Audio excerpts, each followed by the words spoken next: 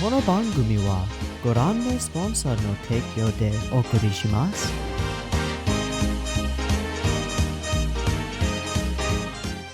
Alrighty, welcome everyone. I'm Teeaboo. It is Thursday, and so we are here for Yu Hakusho, starting with episode 74. Don't know how many episodes we're going to watch today? No idea. We'll find out. Somebody did mention that if I stop at 75, I'll probably have a hard time doing that and want to go on to 76, so we'll see. We will play this by ear. Last week we watched episodes 72 and 73, in which everything changed. Before those episodes really began, we were on the offense. Our squad, Yusuke's team, Genkai, and all the jolly fellows were on the offense. Let's go do recon, get a leg up, get an advantage, understand who our enemies are and what they're doing. Because they're already in motion, they've already got the advantage of preemption, right? So we've got to get all the information that we can. And that seems like a great idea until the moment that Sensui walks by in a crowd and shows that not only is he aware of them, he knows their powers, he knows their abilities, he knows what they're capable of, and he has plans in motion. Our characters thought that they were the actors, now they are reactors. Haha, like me. No, but seriously, that one moment from Sensui, not just revealing himself, but revealing that he has plans in place, changed him from a villain who has only the advantage of preemption, which is to say that his plans are already in motion and going well, so we have to work against a ticking clock, to also being an enemy with knowledge of all of us and what we can do and how we're going to come after him, and he has the numbers and the skills and everything he needs to stop us. So we are not only on the back foot, we are falling off the back foot and falling down the cliff that's behind us and going to all die. Oh no. So, where did we begin? We began with Murota revealing, well, first we tried to fight him because we were like, he's a bad guy, but he's not a bad guy. He just kind of wants to go be a boxer, and I don't think he wants to go be a boxer anymore. Regardless, we found out that he has the power to read minds, an incredibly useful ability, so we have to take him out of the mix as soon as possible, which we do by an eraser shot, not by Sensui himself, but by Sniper. Speaking of which, I just need to mention that I love the fact that we have this list of code names for our villains. It's so cool. It gives us so much room to speculate and think about stuff. We've got Sniper, Seaman, which I wrote down as Seaman, but it might be Sea Man, like under the sea, Aquaman. I don't really know. We have Doctor, who we know he's creepy and kind of a fuck up, but dangerous and has slicey powers, and also I think he severed Kito's spine. I don't know if we have any way to fix that. I hope we have a way to fix that. It would suck if Kito was just a quadriplegic now. That would just suck. That would suck a lot. But yeah, he's bad news. We have Black Angel, who I still assume is Sensui. I don't think we got confirmation. We didn't get confirmation that Sensui is Black Angel, right? I don't think so. Gatekeeper, who I assume is the dude in the boat. Gourmet, who must do something with food. And Game Master, who probably plays video games and has territory related to an arcade or something. Probably. Especially considering that we've had Kuwabara and Yusuke talk about, oh, let's go to the arcade, because that used to be a thing that existed. So we've got this whole squad of people. We are currently in the midst of a fight with Doctor. I assume that if I just watch 74, then we finish the fight with Doctor and we're good. And then 75, we probably move on to another enemy. And then 76 is when we, start to resolve that one. So that's why people were like, oh, if you go to 75, you're going to want to go to 76. We'll see. I'm starting early today, so we'll see. What else? Yanagisawa and Murota are green-infected with Hulkitis. I don't know exactly what it does to them, but it's going to kill them. It's bad juju from bad insects. Keiko and Shizuru, God, always with her name. Keiko and Shizuru are on their way, which is probably not the best idea considering the shit that's going down right now. Wouldn't be surprised if one of them gets chomped on by a creepy green-making insect and gives our heroes more reason to do what they're doing, but we'll see. Murota has mind reading. Sensui shows himself. Also, we hear inside Sensui's mind, and from the cool, calm, collected Smuggles character that we had before, one would expect him to be going over plans in his head head, or, thinking about how well he's doing in his plans and his plots and his schemes, or thinking about himself and his stalwart nature. Instead, he's thinking kill, kill, kill, kill, kill, kill, kill, kill, kill, kill them all of them, kill them brutally, kill them more, kill them, kill them, kill them, kill them, which is a little bit odd, just not quite the normal internal dialogue of most human beings. So what the fuck is wrong with Sensui? Because that's not how he acts on the outside. He's not like, I'm a fucking murderer, wee! He's like that on the inside, but then it translates into efficient, cold, calculated killing. How does that work? Why does that work? What did that to him? Who was he before? Who is he now? What is Sensui? Why is Sensui? I want to know everything about Sensui. Just give me the fucking dossier. Give me the full biography. Actually, I'd rather have an autobiography from Sensui. I don't care what other people think of him. I care what he thinks of himself. Especially because his first introductory lines in the show were about himself. So I want to know what he thinks about himself. Regardless, we're going to be sitting here going like, when Sensui stuff, please Sensui stuff, more Sensui stuff, he's the coolest. Also the scariest, also a bad idea, also a big problem, also bad news, also the literal devil maybe? I don't fucking know. But he's a big scary boy, and he has a bunch of big scary friends, and one of them is the doctor, and we're currently fighting the doctor. Oh boy.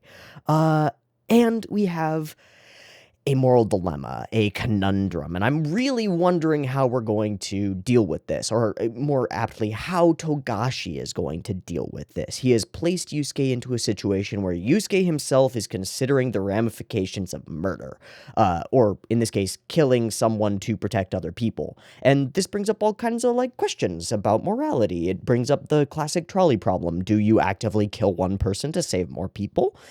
Is that justified? Can that be justified? Well, it depends on the person that you're killing. It depends on the people that you're saving, blah, blah, blah, blah, blah, blah, blah. But that's not really the depth, the level of depth that we're hitting with this. The question that we're wondering is not, is it right to kill in certain circumstances? The question that we're wondering at is, will Yusuke do that? Is that within the bounds of what he accepts from himself? Who is Yusuke morally, and what is he willing to do to protect those he cares about? Will he kill? And I don't know. I don't know the answer to that question. And I don't really care which way we answer it. The one thing that I want the show to do is treat the question with gravity. That is to say, don't just hand wave it away and give him an easy out where he just is like, oh, I guess we could just tie up the doctor and then everything's fine. Ooh, coffee and sneezy for no reason. Thanks. Throat and nose, apparently. I just want the question to be treated with gravity. Will he do it? Don't give him an easy out. Force him to make a choice. And make that, the biggest reason that I care about this is because I'm almost certain that this is the kind of question that is going to have to come up a little bit later. Black Angel Sensui, I assume again, doesn't just have one human minion who is on his side. He has a bunch. He has 6 of them. This is just the first. So we have to decide this now, because we're going to have to decide the same thing again.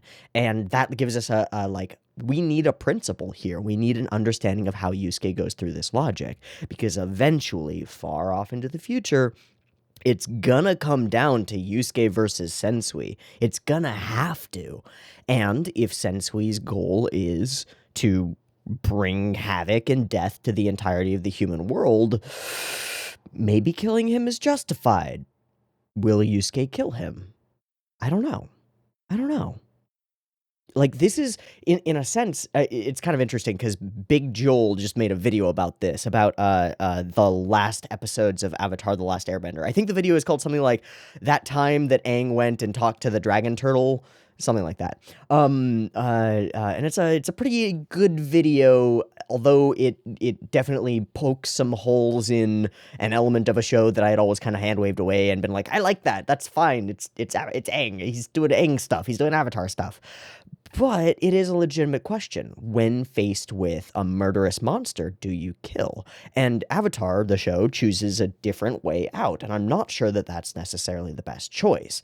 I'm not sure that there is a better choice, except make your character stand by some kind of principle. Either they kill to protect more people, which is one particular kind of morality, or they refuse to kill in order to prevent their own soul from being sullied, but find another way to prevent the disaster. Or they fail, but that can't happen. So, does Yusuke kill? In this circumstance, will Yusuke kill a human being who is obviously twisted and evil? The doctor's real fucked up. Then that's probably why he's so obviously fucked up, why he has slashed a nurse across the chest and killed like 4 doctors just to escape, right? Obviously, horrible person. Horrible, fucked up, twisted man with insects all throughout his hospital who he's using to kill everybody in the hospital. Blah, ha, ha, ha. I'm evil. Um, but I'm less interested in this mustache twirling doctor guy. I'm more interested in how Yusuke reacts to him.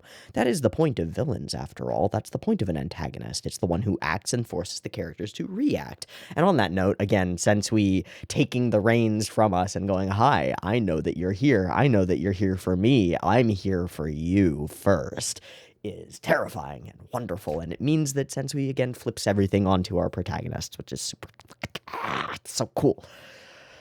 So will Yusuke kill? I don't know. Will he fight?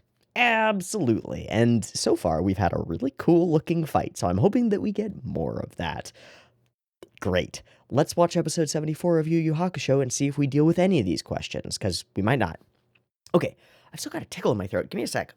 Okay, that's a little bit better. Let's watch episode 74. I've got episode 74 up and ready to go. It is sitting at 0 seconds. There will be 2 versions of this reaction video. You can find a picture-in-picture version with the video up there, linked in the description down there, and a timer-based version up on YouTube. If you want to do a syncy thing, sync up your own copy with the timer-based version, you are welcome to do so. Just get your copy ready because the beep beep timer to count you down will be coming at you right now.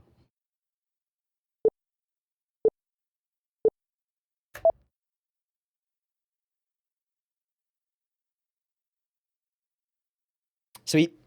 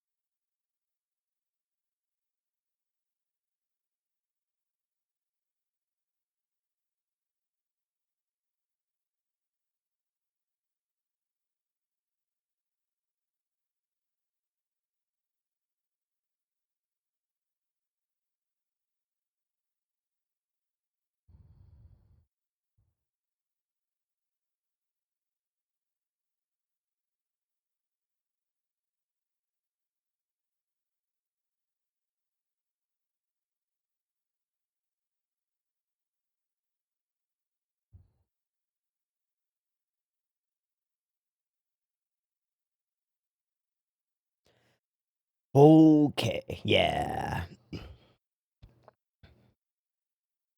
So sick from Keto. Love that shot.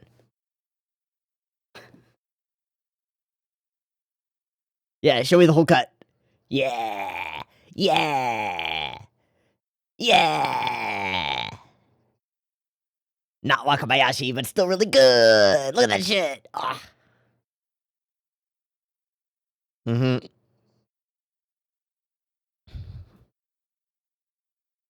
I'm glad we brought up the question again. Means we might actually focus on it. Ooh. Okay.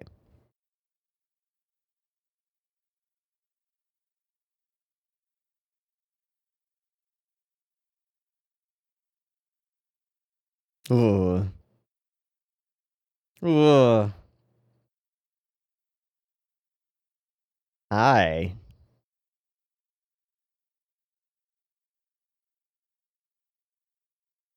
These are some shots. That's a shot.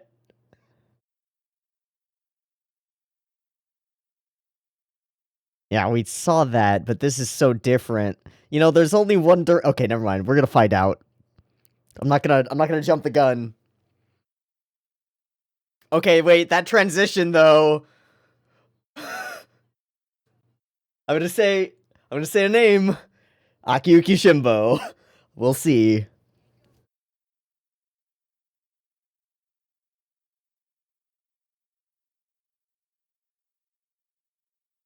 Whoa!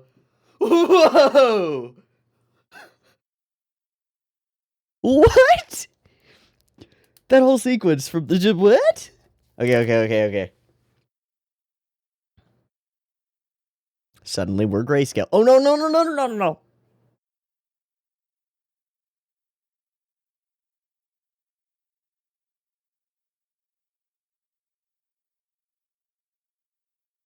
Shit. I did guess that one of them would get infected, right?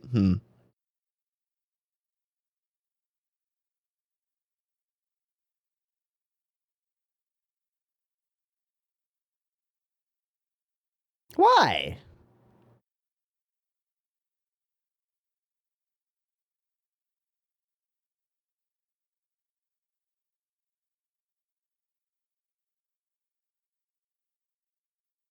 Black Angel.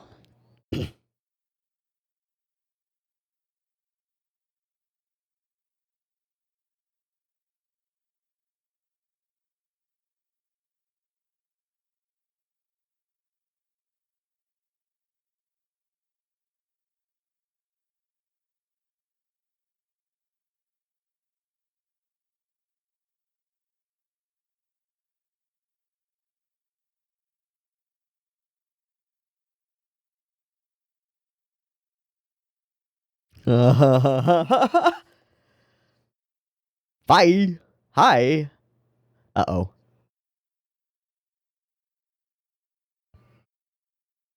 Ah. The freaking seat. Ooh. Wakabayashi?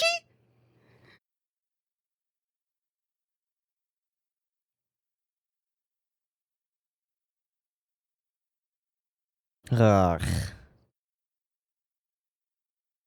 Ugh. Ugh.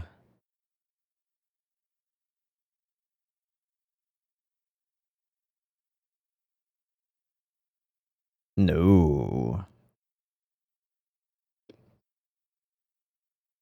Oh my god, these shots.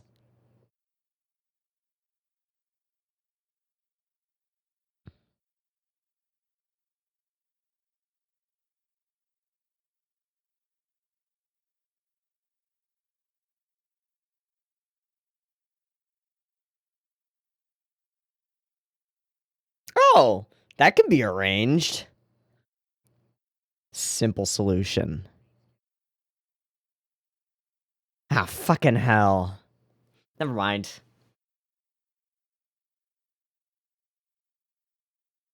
Okay, at least we're treating with gravity. Oh shit.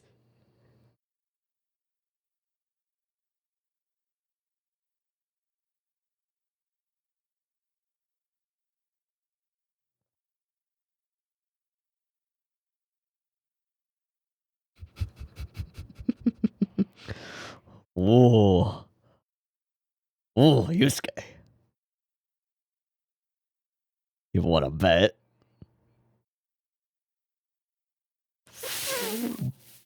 He's willing.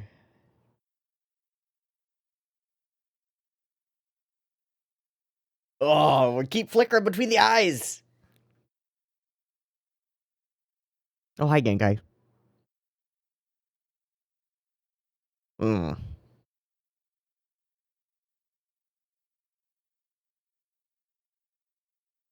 Hi. Yep.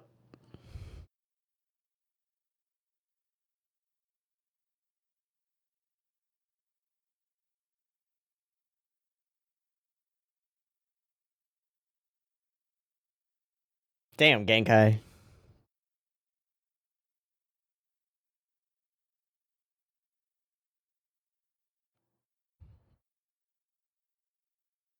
Shit.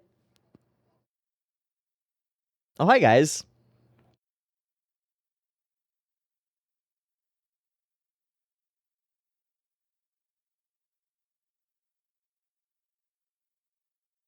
Bzzz. He yells.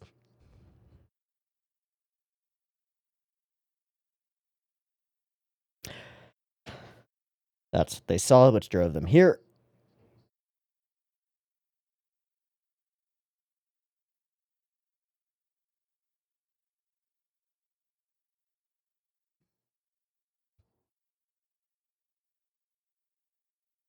Something is wrong.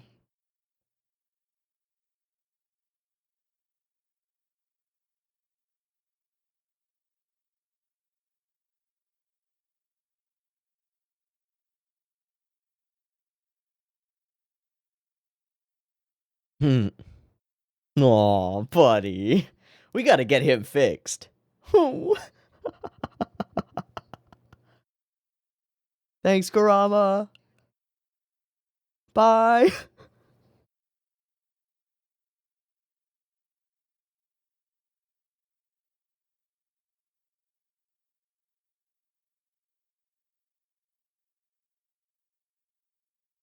This episode is so cool. It's so cool.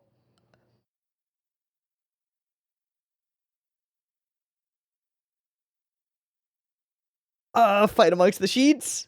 Nope, you're in a territory.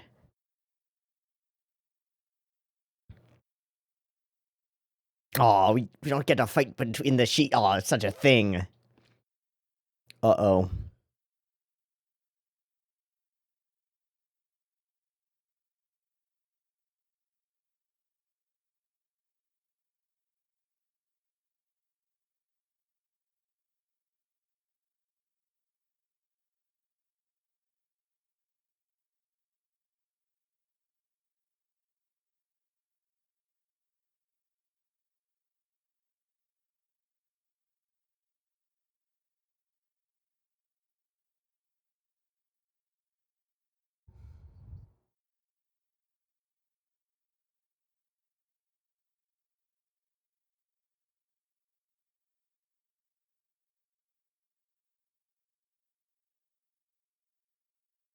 He won't. Now that we're rephrasing it this way.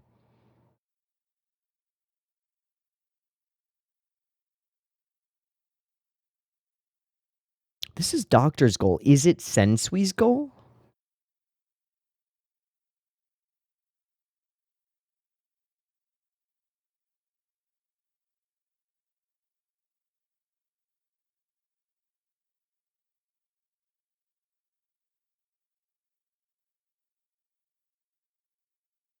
What?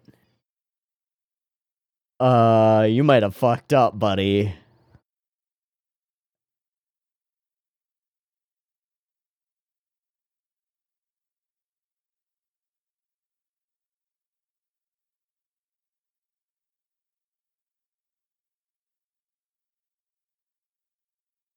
Maybe. But no, though.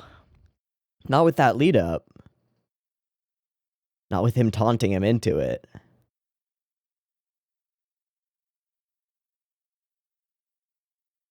Oh, great.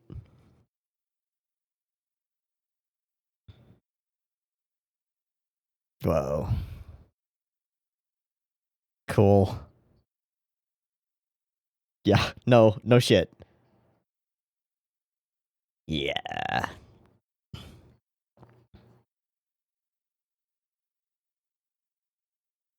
What if you can't?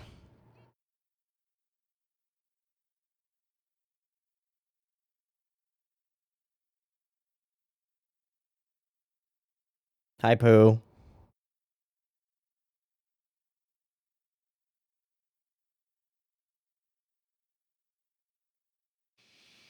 Maybe.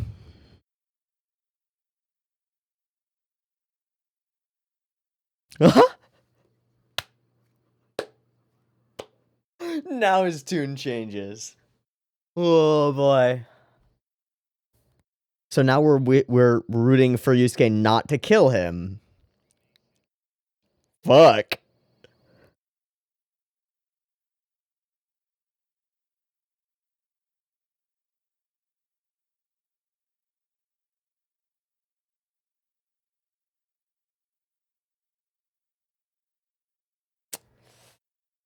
Shiza.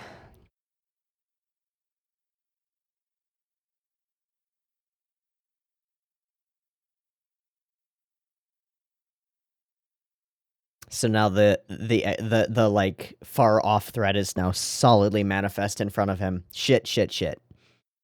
Ayame? Hmm. Hmm. Hmm.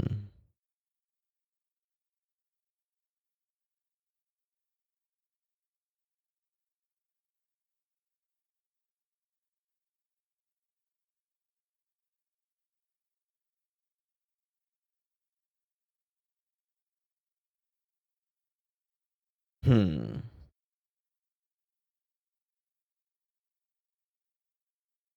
For now.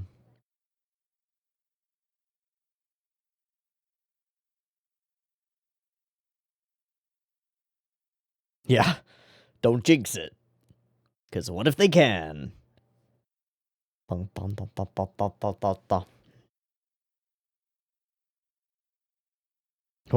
that is cool.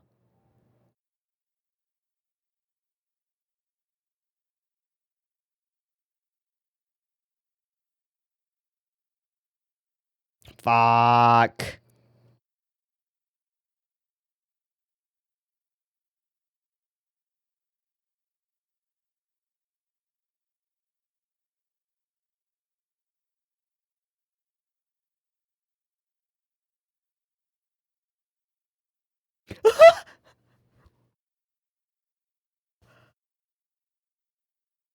Aww. Uh-oh. Okay. Hey, hi, Kurama. Good timing. Woo.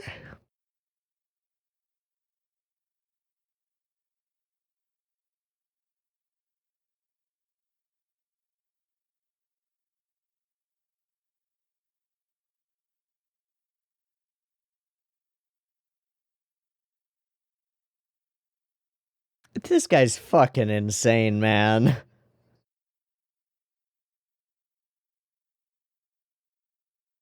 Oh boy. That's a great question.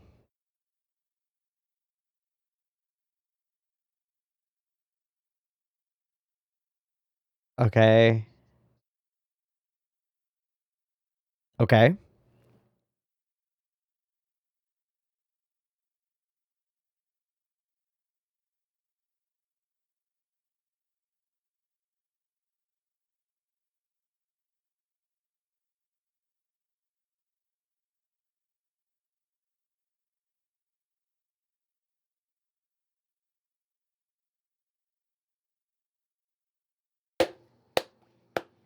Hey, Nurse Greenskin.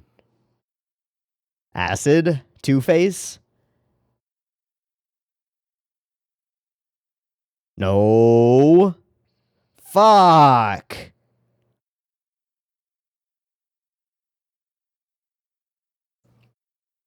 Oh. Oh. Oh. Good. Well done, dude. Huh? Hi. Uh-oh. No. Okay, no more last chances.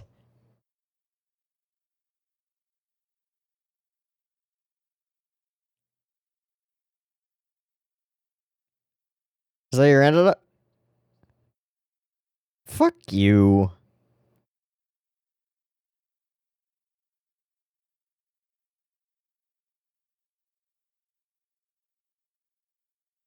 Trap.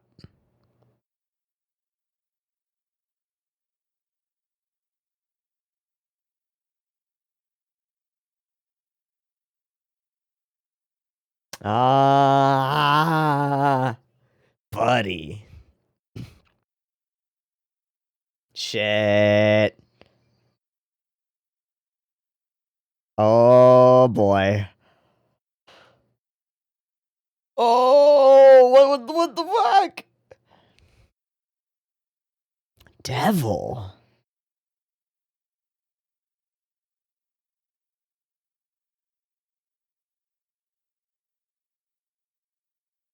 Oh, okay, that's Wakabayashi. Hello.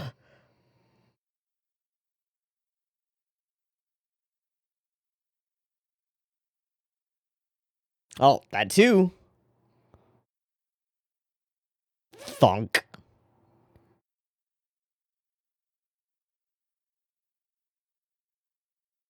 Do his self-maintenance powers not work outside of his territory? Oh!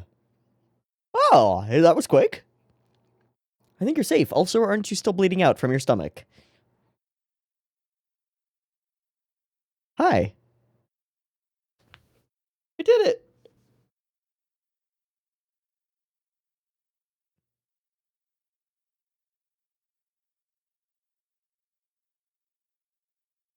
But you didn't, did you? Huh.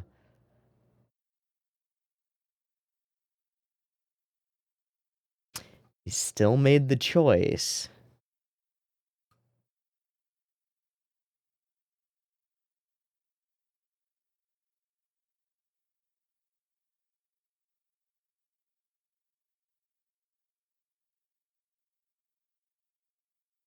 Oh, Togashi, that skirt's a line, bud. It's...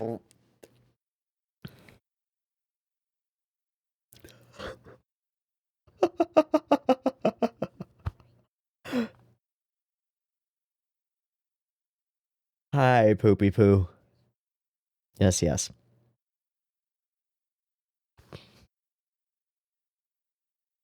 Mm-hmm. All of it. The world's ending, you know.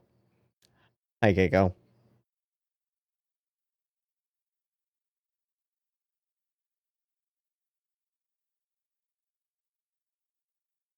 Is a part of you. Oh, hi, cops. Nice of you to show up. Also that, not so nice of you to show up, never mind. Wait, isn't that Kaido, and then that's Kido? I think so. But okay.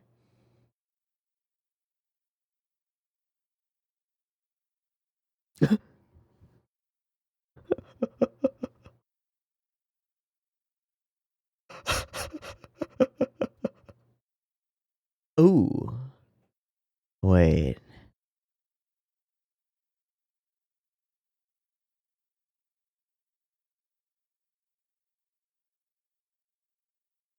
Okay.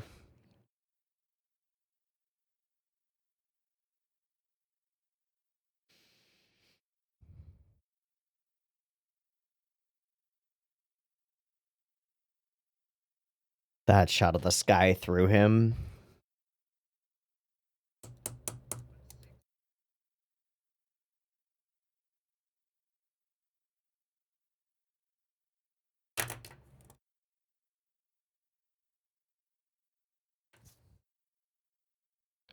Ah!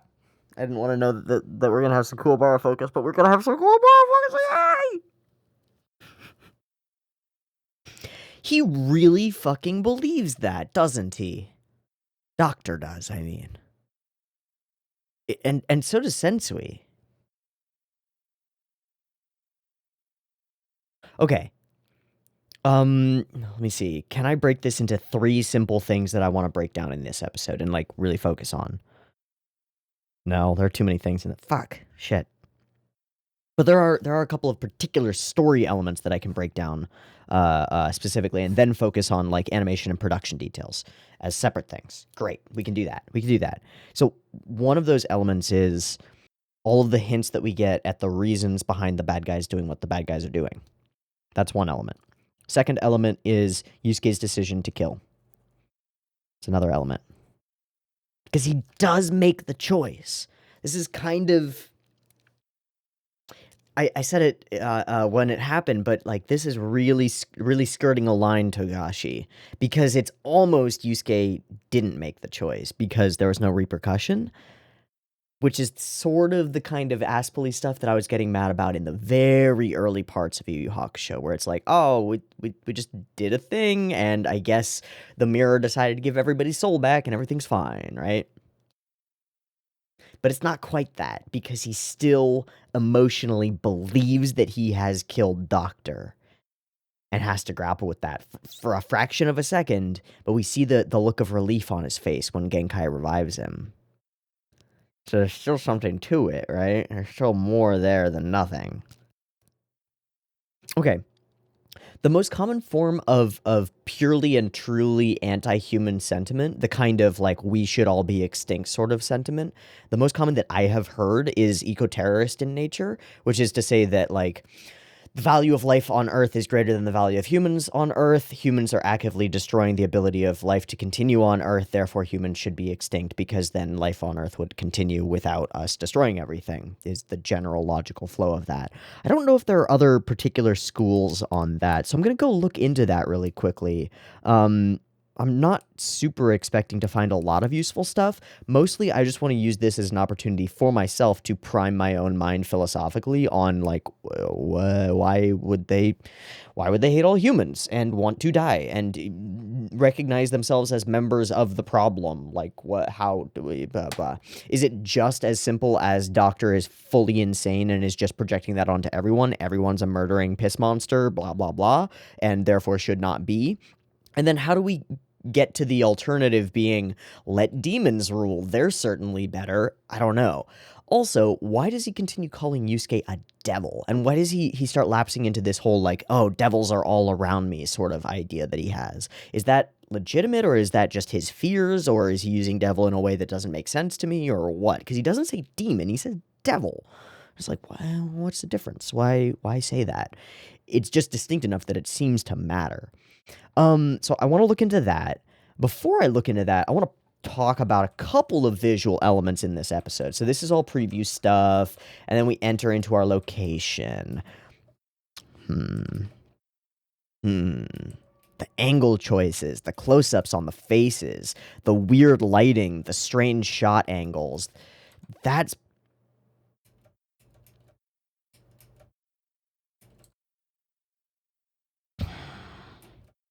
I'll bet that's Wakabayashi. I'll bet that one little schmear in there, it's not a smear, but like that one little schmitty bit is Wakabayashi, and this might be too.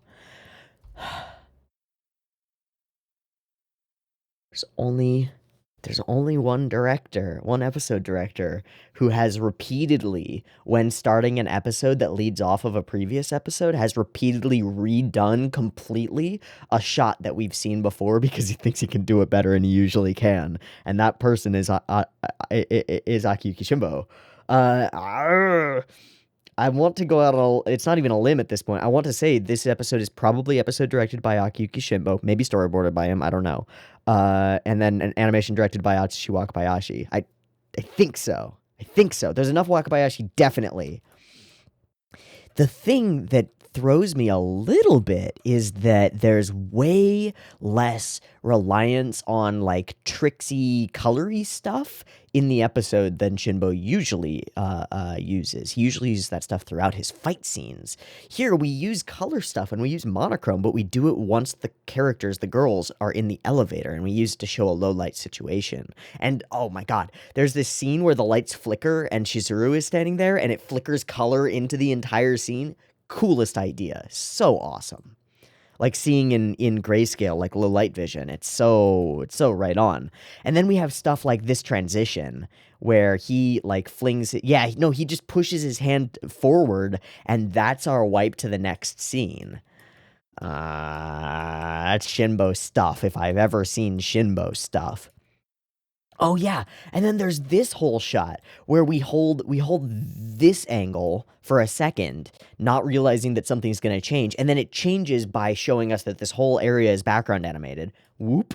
And then we go into the elevator as it opens, and then this guy falls out of the elevator toward us, and then we pull out to show that. It's so... How do you ideate that, right? Like, scene. Two characters go into an elevator, a zombie dude falls out of the elevator as they open the door. How do we show that? Show an angle from inside the elevator, or you show just like an angle outside the elevator and the door opens and then you cut to the inside and they walk in. No, we do one big flowing shot from outside the elevator to the elevator opens to we're in a rush to, oh god, what is this thing? We follow our characters in and then we follow their shock as this guy falls past them. Fuck. So smart. Okay.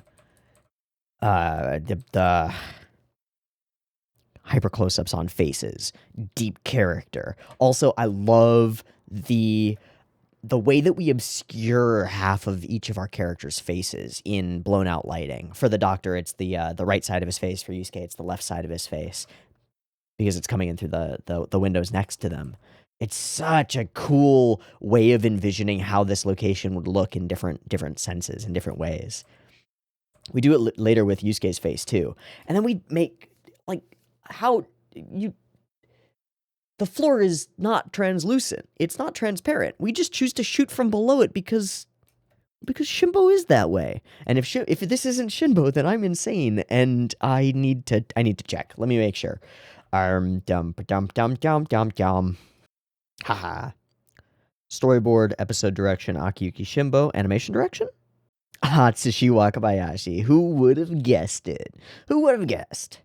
Yeah, okay, cool. Also, this seems... I just looked. This is the last episode that's credited animation direction by Wakabayashi. Sad. Okay, let's just continue on with the gloriousness. Oh, these flickers between their eyes. Bonkers. So weird. And it's a flicker between the eyes, and then it's his mouth. It's his smile. It's like so off-putting, and he licks his lips during... Oh, God. Ugh, gross. Grody. Disgusting. He like stretches out here. Oof. Yusuke backs away. Some of these faces are like nothing that you see anywhere else. Like what? The darkness behind him just becomes a part of the shadows around his eyes and mouth. I mean, he clocks him and we cut inside to show his bones not breaking. Doctor spends a lot of time flipping around. That's Wakabayashi. Yeah. He just smiles. That's probably Wakabayashi too.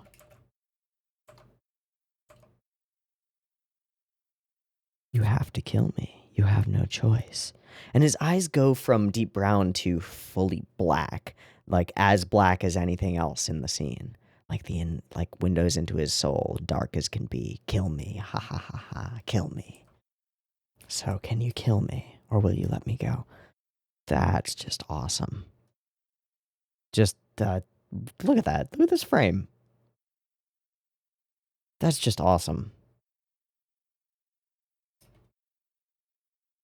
The hyper close-up grin on the expression. It's so different from previous Shinbo things. Like there are clear hallmarks of his style all throughout it, but he's not relying on color tricks or anything like that. It's like he's gotten more confident in expressing character emotions through hyper close-ups, through close-ups on facial features and little elements. Body language and other language. Oh, it's so fucking smart. Wallpaper, right? Like wallpaper worthy.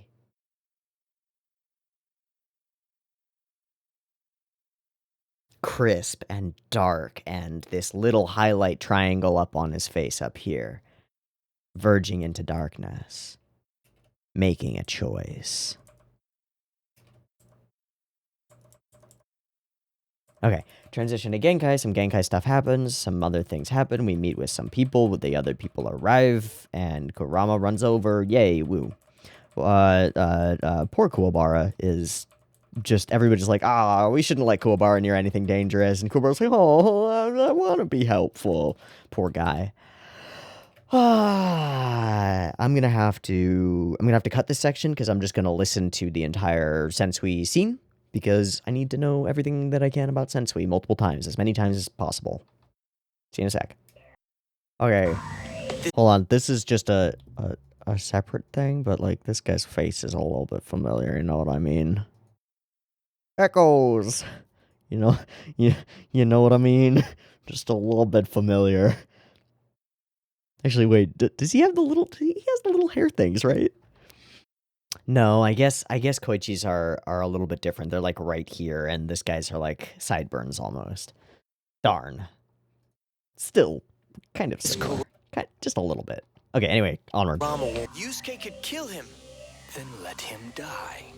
The spirit detective must be enlightened one lamp at a time. Yes, sir.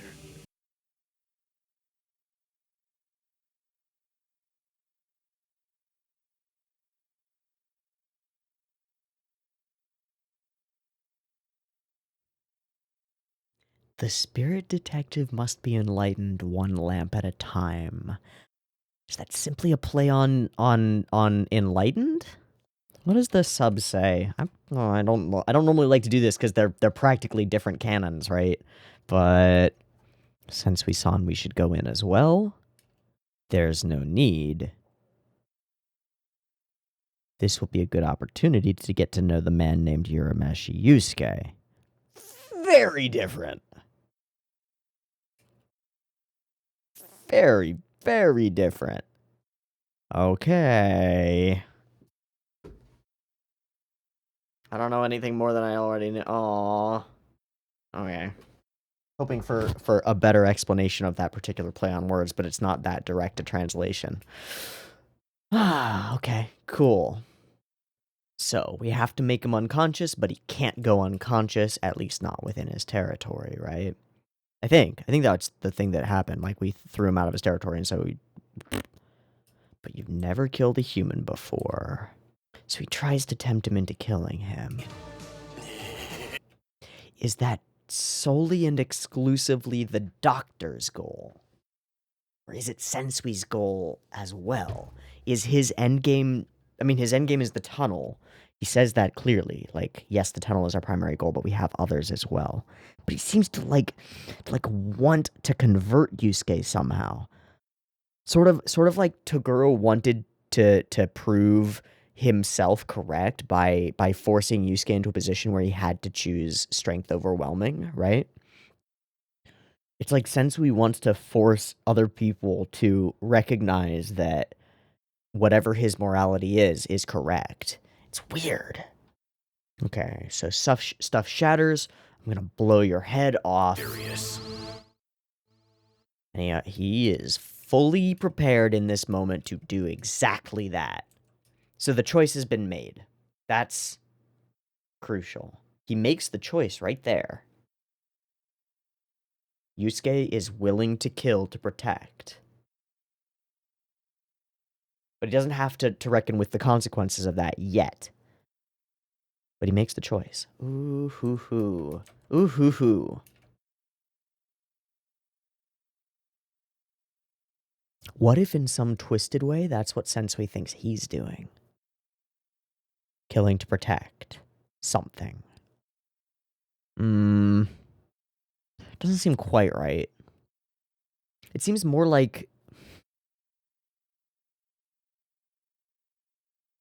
It seems more like Sensui and his crew think that the whole world is corrupt and they're getting vengeance on the corruption of the world by slaughtering everybody.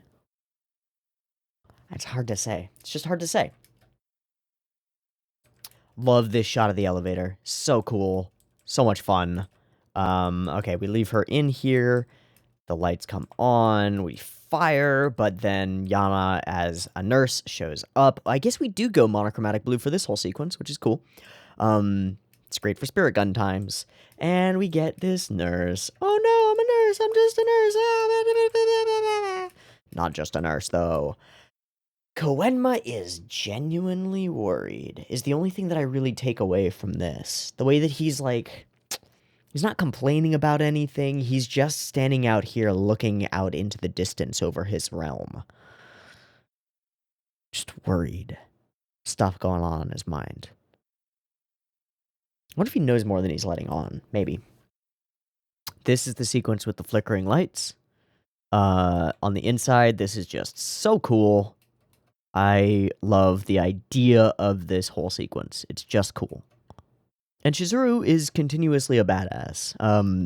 No superpowers really, except the ability to see stuff, but gosh, she's a protector. She's a badass, and I love her. And Kurama shows up in that moment. Hell yeah, good timing. You think that's funny? These big freaks are gonna kill you just like everyone else. Let them. I hope so. Not just let them, I hope for it. Fully fanatic. Fully radical. Okay, the sub's a bit different. I never had purpose in it. The dub goes, mankind deserves to go, so that's the like, there's a principle here. We don't understand what it is or what the assumptions underlying it are, but they have a reason. But then in the sub, he's just like, I wouldn't mind. I don't want to die from something stupid like disease. I would rather have a demon kill me. If they're going to kill all of mankind anyway, then I choose to die atop a pile of countless dead bodies. Like, what the fuck? Life, but I'll have purpose in my death. Then just die alone. Just die alone. This is such a face from him. Oh. I also kind of just thought that this was a really badass nurse being really badass, and I kind of would have been more down for that, because that would have been super cool. But no, it's Yana. Yana. Well played, Yana. One eye blind. And slashed in pieces. But it's Yanagisawa, he'll be fine. I thought she was going to explode. But no, it's him. Great. Alright, you're trapped. You're stuck. I'll kill you. And then he goes for the last gasp, which is, haha, I've got the thing. It's an antidote. No, it's not. And thank you, Murota. Everybody shows up to help us. You are fucked. And so, we beat you to a pulp. Yes, waste time. In seconds, everyone infected will die. Hey, Wakabayashi cuts are Wakabayashi cuts. Gotta give credit where credit is due. Look at this shit. Oh my god, it's so fucking sick. Boom, bam, wham, pow. Flickerty, flickerty, flickerty. What is even in these flickerties? Oh, okay. I see. Oh, and then flick, flick. I see. Okay, cool. Definitely playing with stuff, Shimbo. I don't know if I love it, but I'm down. Go for it, man. Do whatever the fuck you want. I'm happy with it. And everyone realizes. So this is what I'm talking about. Yusuke believes he has done it. He believes he has killed Kamiya. The fact that he's wrong is irrelevant, because he has to grapple with it for just this moment. And that's enough, because this is not the first time, or not the last time he's going to have to grapple with this question. It is eventually going to come down to him and Sensui, and he is probably going to have to kill Sensui. Or at least make the choice, right? Okay, we treat it with gravity, and that's really all that I wanted there. We still worm our way out of it. He doesn't actually have to deal with that burden, and Genkai says it straightforwardly. She says, we don't have time for you to deal with a guilty conscience. We're not putting death on your head right now. Later we can deal with that. For now, deal with your shit. And in the same, not a minute later, we demonstrate that keeping him alive is a bad idea. Regardless of how those detectives will actually react to the way that he's speaking, if he is not put away and given nobody to speak to, he will find people to convince, probably. There is danger inherent in his ideology, even if we don't understand the underlying, assumptions of that ideology. It is dangerous. Oh, okay. And we get this little smile. Lives. Of relief that he didn't actually have to kill. Okay, so jokes about Yanagisawa being in a nurse's outfit. Haha, hee hee, ho ho ho. Hee hee hee, ho ho ho. Sorry. Thaddeus. It's just that he just instantly pops by. Hee ho ho ho. Yes. We are going to my carriage to Bone. Full brain tangent. Oh my gosh. Okay. Okay. Okay, so we're gonna. Yeah, it is Keto. It's not Kaido. They fucked up. They dubbed this wrong. To be part of. I'll stay here and make sure Kaido gets. You're Kaido. He's Keto. I spent the time to remember your goddamn names. You have to do it too, otherwise you're screwing with me. It is Keto. Okay, so he talks to the police. Have you ever looked in the mirror? Really Really looked. livering. My disgust became Every hatred. human. I did intend to Or else kill. It wasn't directed at any individual. It was directed at mankind itself, myself included. Our lives have been extended by just the slightest amount, both yours and mine. The inevitable comes. His team have defeated.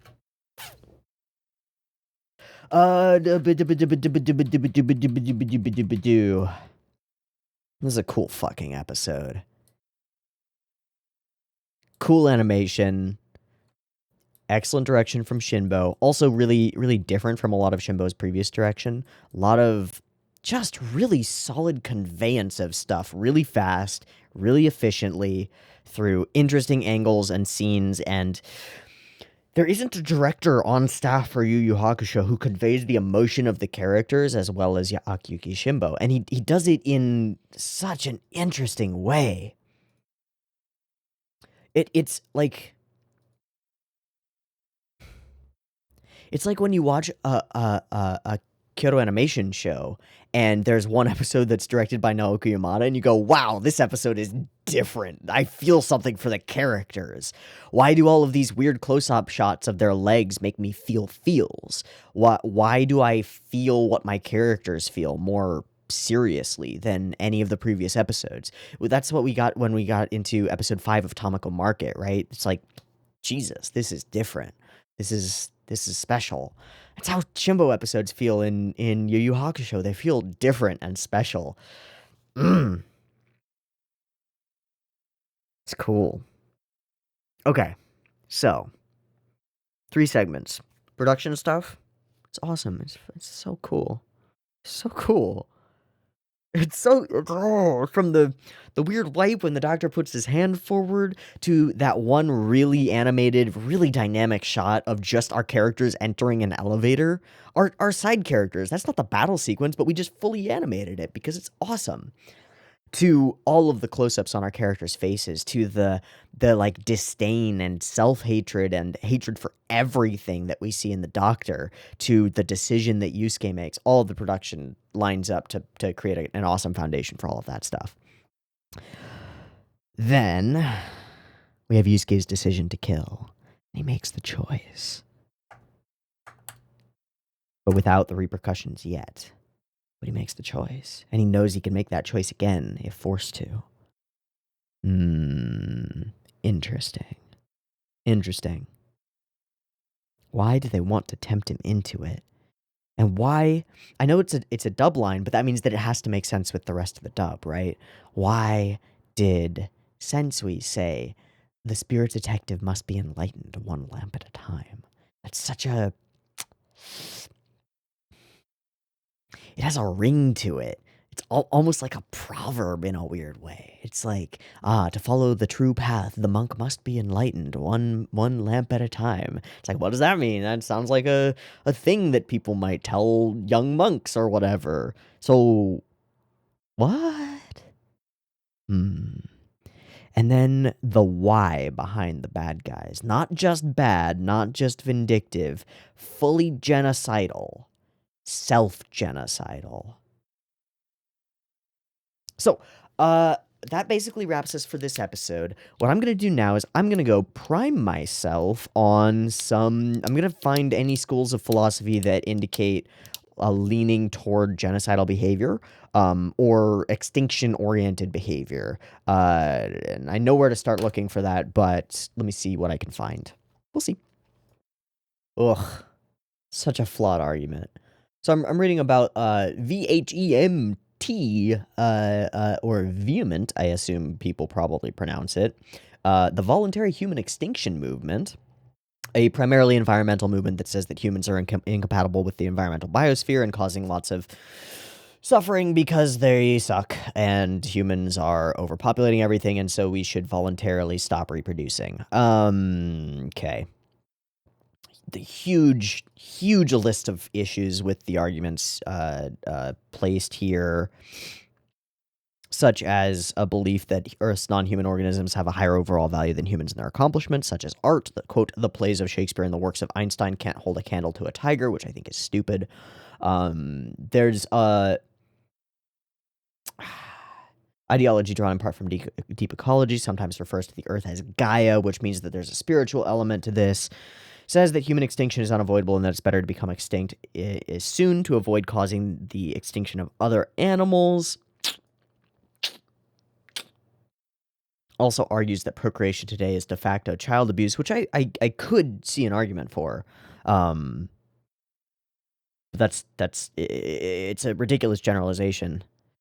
Rejects human government mandate. Okay, there's just too much intricacy in this shit.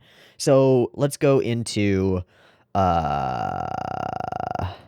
anthrophobia, anti-humanism, antinatalism, deep ecology, earth liberation, philosophical pessimism, and rejection of anthropocentrism. I think that should give me enough to jump off of. Just like 7 full Wikipedia articles that I'm about to read. See you in a minute. Oh, damn it, anthrophobia put me in social anxiety disorder. That doesn't help. It's not helpful. Okay, anti-humanism doesn't really work because it's actually just, like, linguistically, it's not anti-human, it's anti-humanist, which is a different thing entirely. So, misanthropy is the general hatred, dislike, distrust, or contempt of the human species, blah, blah, blah, blah, blah. Hatred of men. Yeah, but I want reasons behind it. I don't want just cynical, like, hatred of people. Antinatalism. So David Benatar, a South African philosopher, has a book and a foundational text on antinatalism, being against birthing new children, and his basic argument is a utilitarian position that bringing more people into the world increases the potential for suffering, and because suffering is inevitable, blah, blah, blah, blah, blah. He just claims that there's necessarily an imbalance between suffering and good in the world, but he also mentions a misanthropic argument. Another route to antinatalism is via what I call a misanthropic argument. According to this argument, humans are a deeply flawed and destructive species that is responsible for the suffering and deaths of billions of other humans and non-human animals. If that level of destruction were caused by another species, we would rapidly recommend the new members of that species not be brought into existence. Also, destruction of habitats, destruction of the environment, etc., etc. Okay. Deep ecology is environment-centric. Okay. Earth liberation is radical environmentalism. General philosophical pessimism is general philosophical pessimism. Heidegger's object-oriented ideology. There's too much shit here. Okay. Well, I've got a bit of a better grounding in, like, real-world examples of this kind of thought. Almost all of them come down to either the utilitarian argument about suffering or the argument that humans just cause tons of suffering, which seems to be pretty close to what Sensui and his fellows are advocating, but we don't really understand their reasons behind it. It seems to me more like there was a personal betrayal here. This is the kind of conclusion that someone who's already a little bit off-kilter comes to if they are betrayed personally, and then they generalize that betrayal to everybody else. So, like, one human betrayed me, ergo all humans bad, right? Or something like that.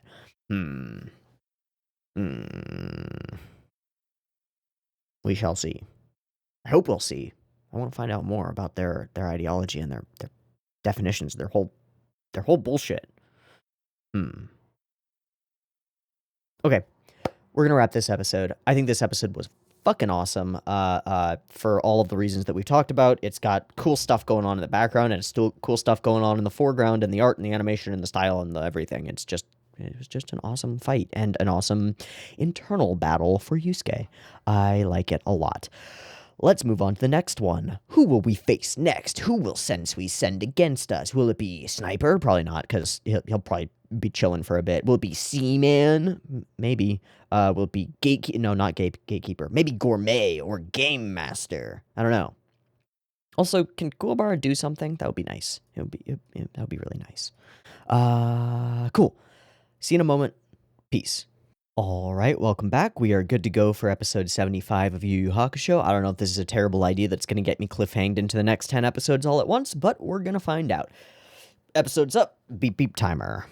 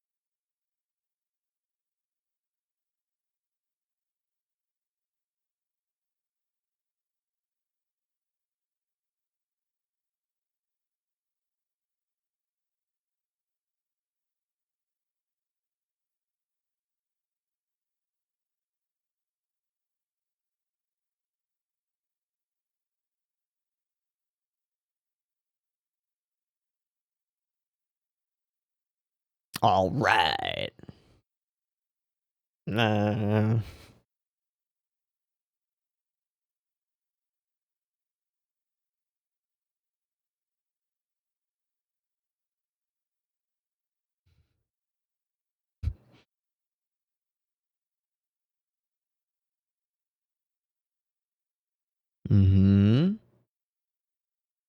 Focusing on Kuwabara?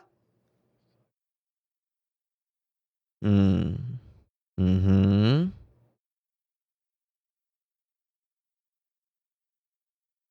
Mm-hmm. Or we are the disease. It does.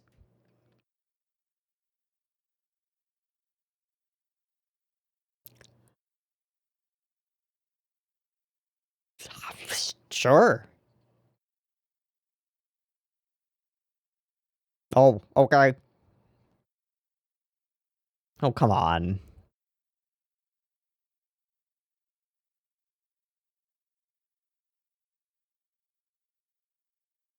Hi, Koema.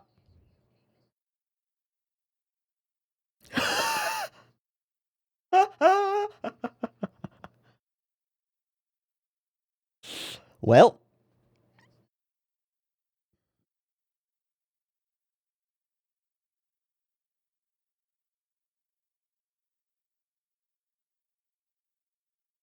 Oh, so they have less distance to drill or something? It's a good long way.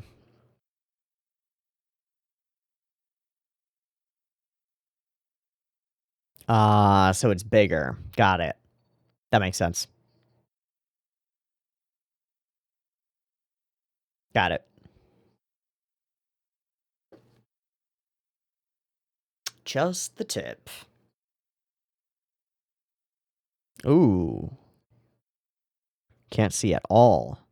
I think we are focusing on Kuwabara.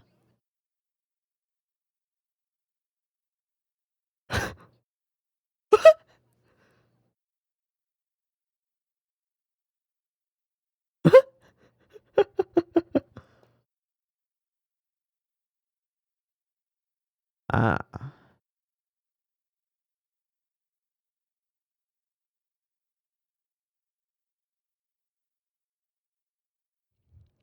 Of course.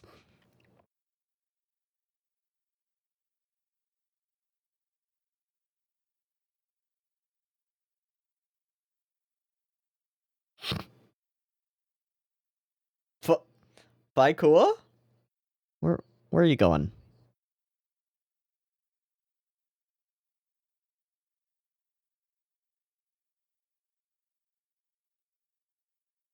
Feeling useless, bud?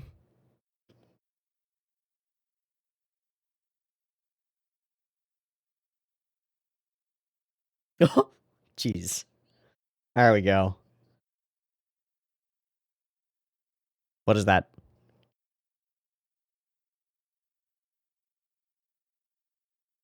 Magalaga? Magalaga. A long hair wig? That's pretty fucking sick. Awesome. The world is ending. They're metal. Oh boy. Hey, this is good.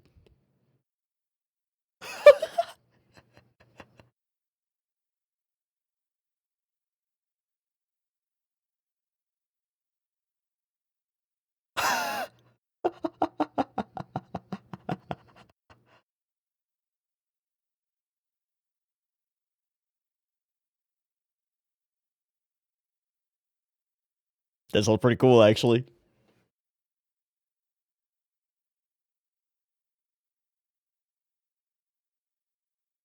Okay. Alright, bud. I'll bet you're gonna get fucking attacked. And you're gonna have friends there to protect. Let's go fix Kuwabara's shit! You don't have any powers right now. Alright. Okay. Alright. Okay. Ugh. Oh boy, Demon's Door. Back to the caves.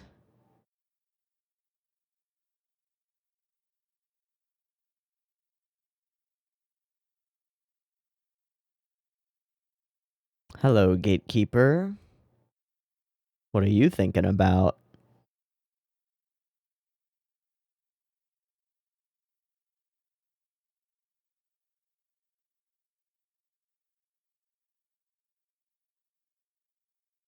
Cool, cool.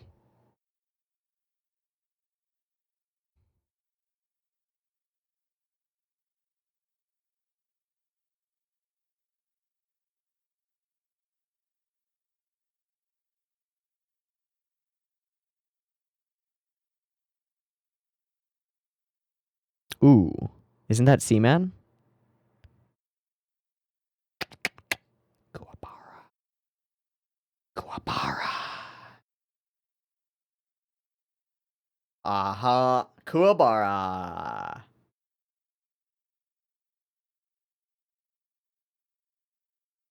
Kurama?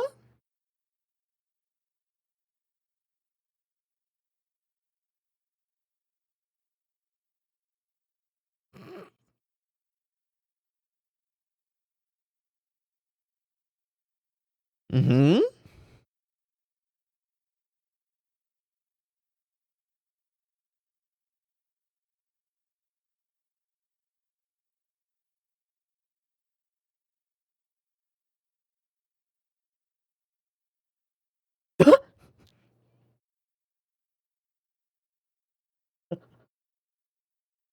Oh, are you now?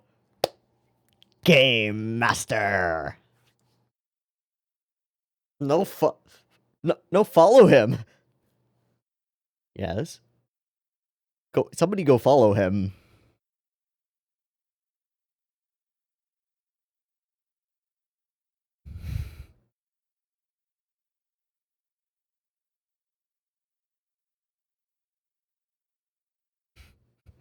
George! George. Buddy.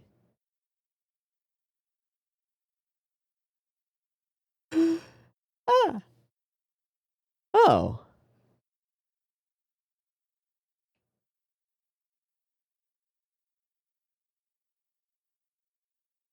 What?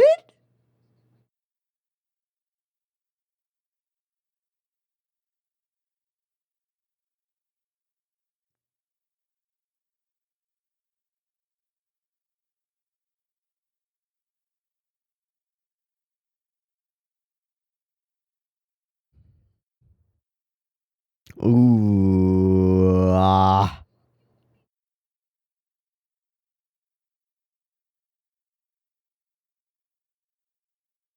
So, who is Sensui?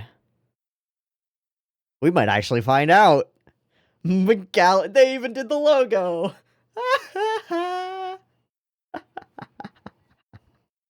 Awesome.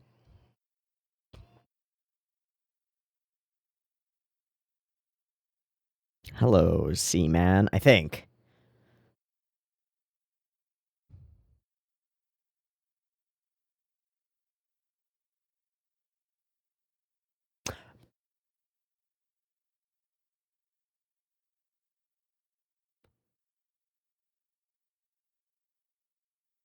Hi.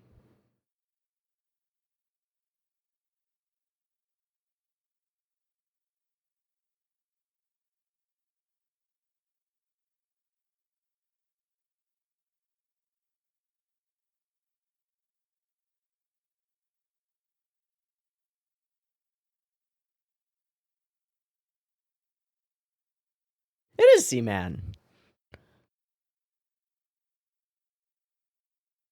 He's just a kid. Why does he hate all of humanity? He's just a kid. What's going on? How does it work? I don't know. Why am I talking like this? Elmo's world. Oh my god. Incoming. Ugh.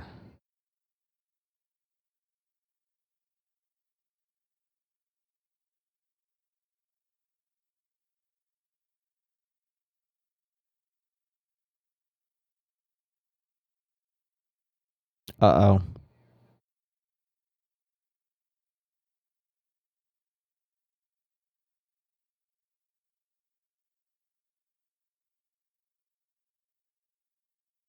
Don't get left behind. Buddy? Buddy.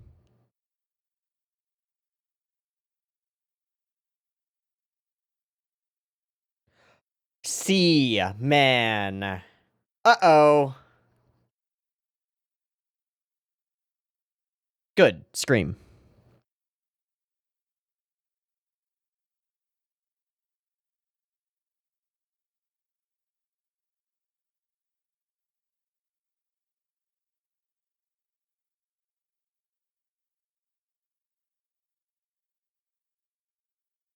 Scream again.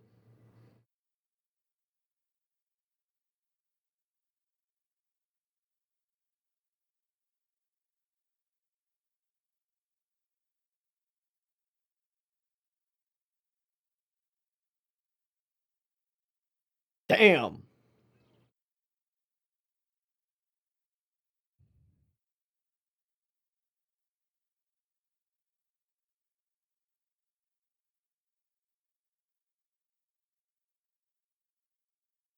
As you wish. No? No.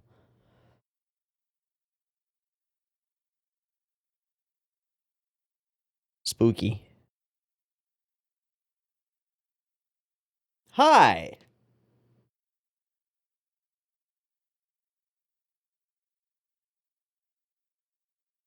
Such a smooth voice. Wonder who that is.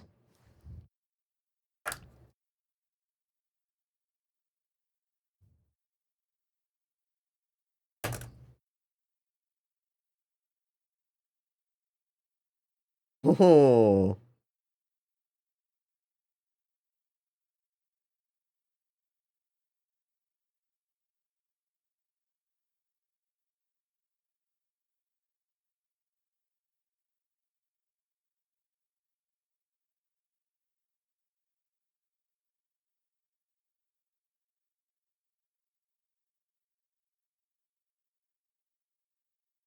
Yeah, but no sword to pick it with.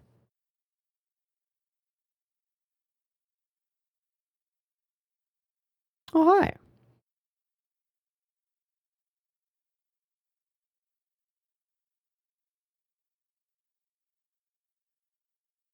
Mm-hmm. Mm-hmm. Mm-hmm. A really bad vibe. Okay. Yes.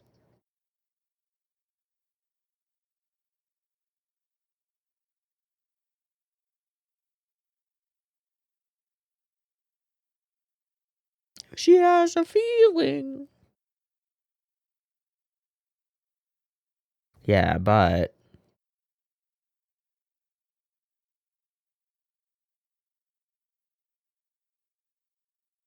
cut to Yusuke in the arcade. Shit. Fuck. Oh god. Oh no. Is Game Master here?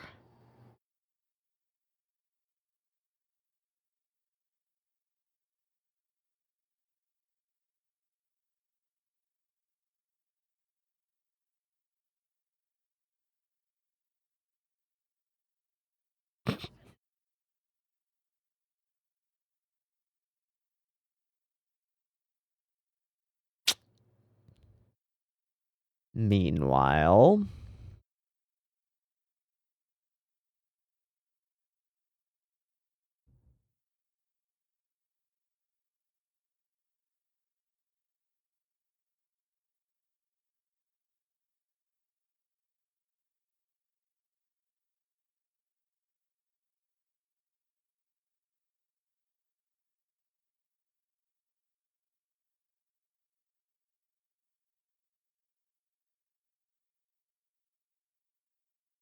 Blood.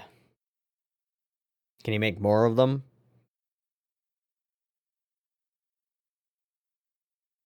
Yup.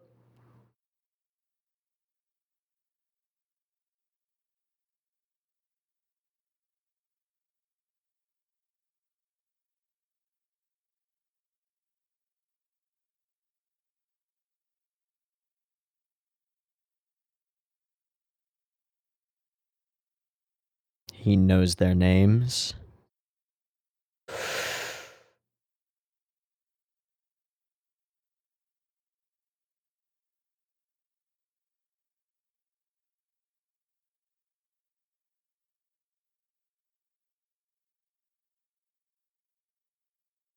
Ah.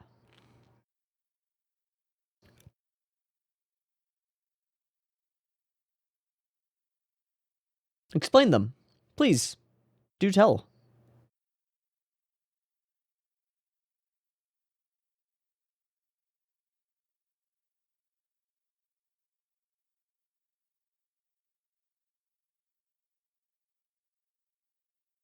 Okay. Personal betrayal allows conversion. Harming each other. Yeah.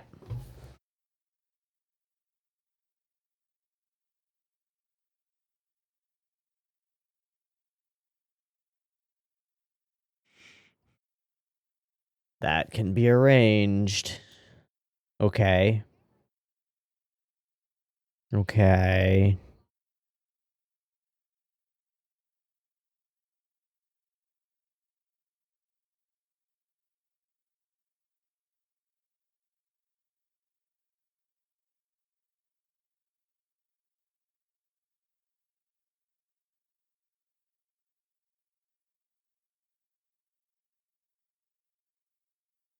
Oh, buddy.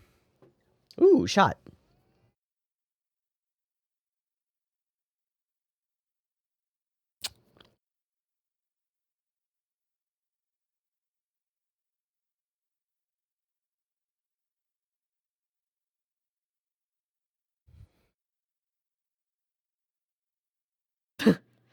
Yeah, it's not gonna happen. It's raining right now. Okay. Fuck.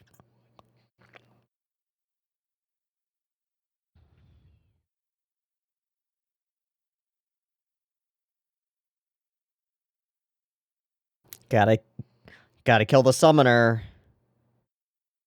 Gotta knock him out. Oh, buddy, no, Dad.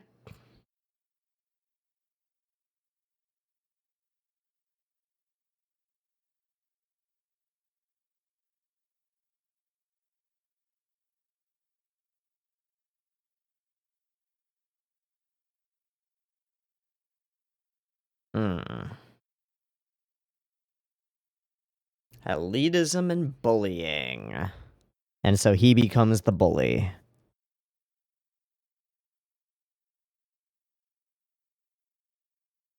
Hmm.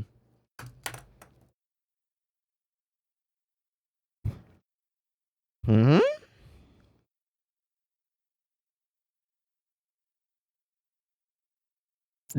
Definitely an argument there. Totally a legitimate argument you're making there. But no! You don't know me. Okay.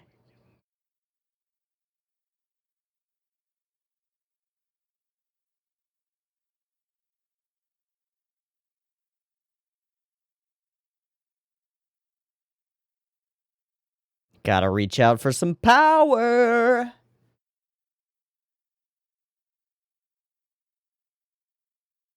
The words, Kaladin, the words. Say the words. Is that the end of the episode? Okay.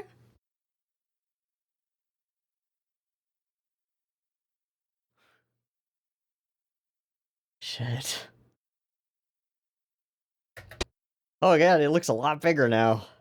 This looks a lot bigger now. Uh-oh. Hey, this is a pretty simple episode comparatively. Which is good, because we are definitely watching the next one. We can't leave that hanging, absolutely. We're in the middle of the, I assume, Kuwabara gets his mojo back fight. That has to be what's happening here. We're also in the middle of a conversation between Kurama and Koenma, where Kurama, our super high insight character, goes up to Koenma and is like, "You're hiding something. You know something about Sensui." And Koenma goes, "What? No, I'm not, but me? No." And is definitely hiding something about Sensui. So, answers. They're coming. Haha. Hee hee hee. Oh, fuck. Thaddeus, you fucking avocado, get out of my brain. Sorry. Nobody knows what the fuck I'm talking about, and that's fine. Hee hee hee. Oh. It's a cave! Okay, so what actually really happens in this episode? Yusuke and Kuwabara talk about why the doctor could have been doing what he was doing. They come to the conclusion that he was some crazy cult fanatic or something. That's some bullshit. We don't understand it. Okay, which is pretty reasonable. The little jab about Botan dyeing her hair, and then Koenma coming back and being like, "By the way, that is her natural hair color. Don't jibe at her for it. That's not cool, dude."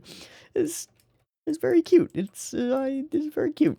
There's also a sequence of Botan that looks super different than Botan usually looks, and I don't know where it is. Oh, it's right here. It's right after she quote unquote clunks her head. She's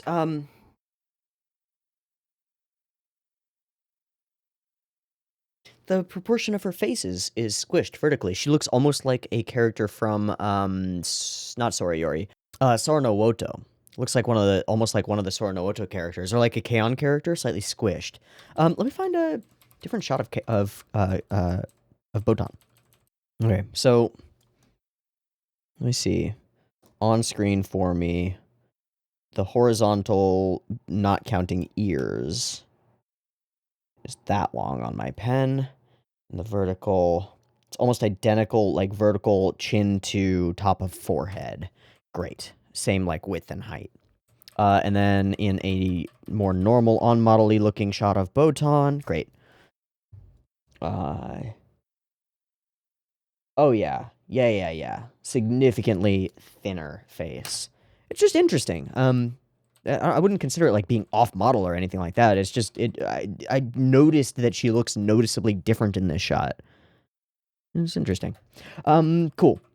So we find out some stuff about the cave, things and stuff. Kuwabara leaves because he's feeling down on himself. He's got these Megalica tickets, which is hilarious. I have to mention, it's awesome. Got these Megalica tickets, but he's also feeling super down on himself. He doesn't feel like he can really help.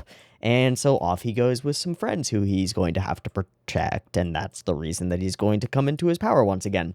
It's nice that they get a moment in the midst of this conflict with a ticking time bomb of a clock to go back to the way that Kuwabara and Yusuke were at the very beginning, fighting, scrapping over stuff. It's fun. Okay, let's move along. I do want to go through this episode relatively quickly, not because there's nothing here, there's plenty of stuff here, but, okay, so the tunnel wants to be opened. It wants to open itself. Interesting. It's filled with demon insects. And then mostly this conversation leads to Sensui going, maybe Kuwabara is probably the one that we need for a psychic who can cut through the the barrier. The big net wall. The big wall net. Okay. Yusuke is a dingus, and he storms off. Keiko tries to stop him. Everybody tries to stop. Poor George, man. Fucking poor George.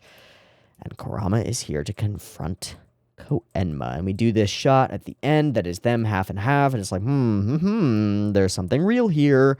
Okay. Megalaga live. And up walks a boy in a yellow trench coat. Or not a trench coat, just a yellow rain slicker with rain powers. And the craziest thing by far is Sensui just appears out of nowhere. Gotta stop doing that, man. Gonna really freak me out.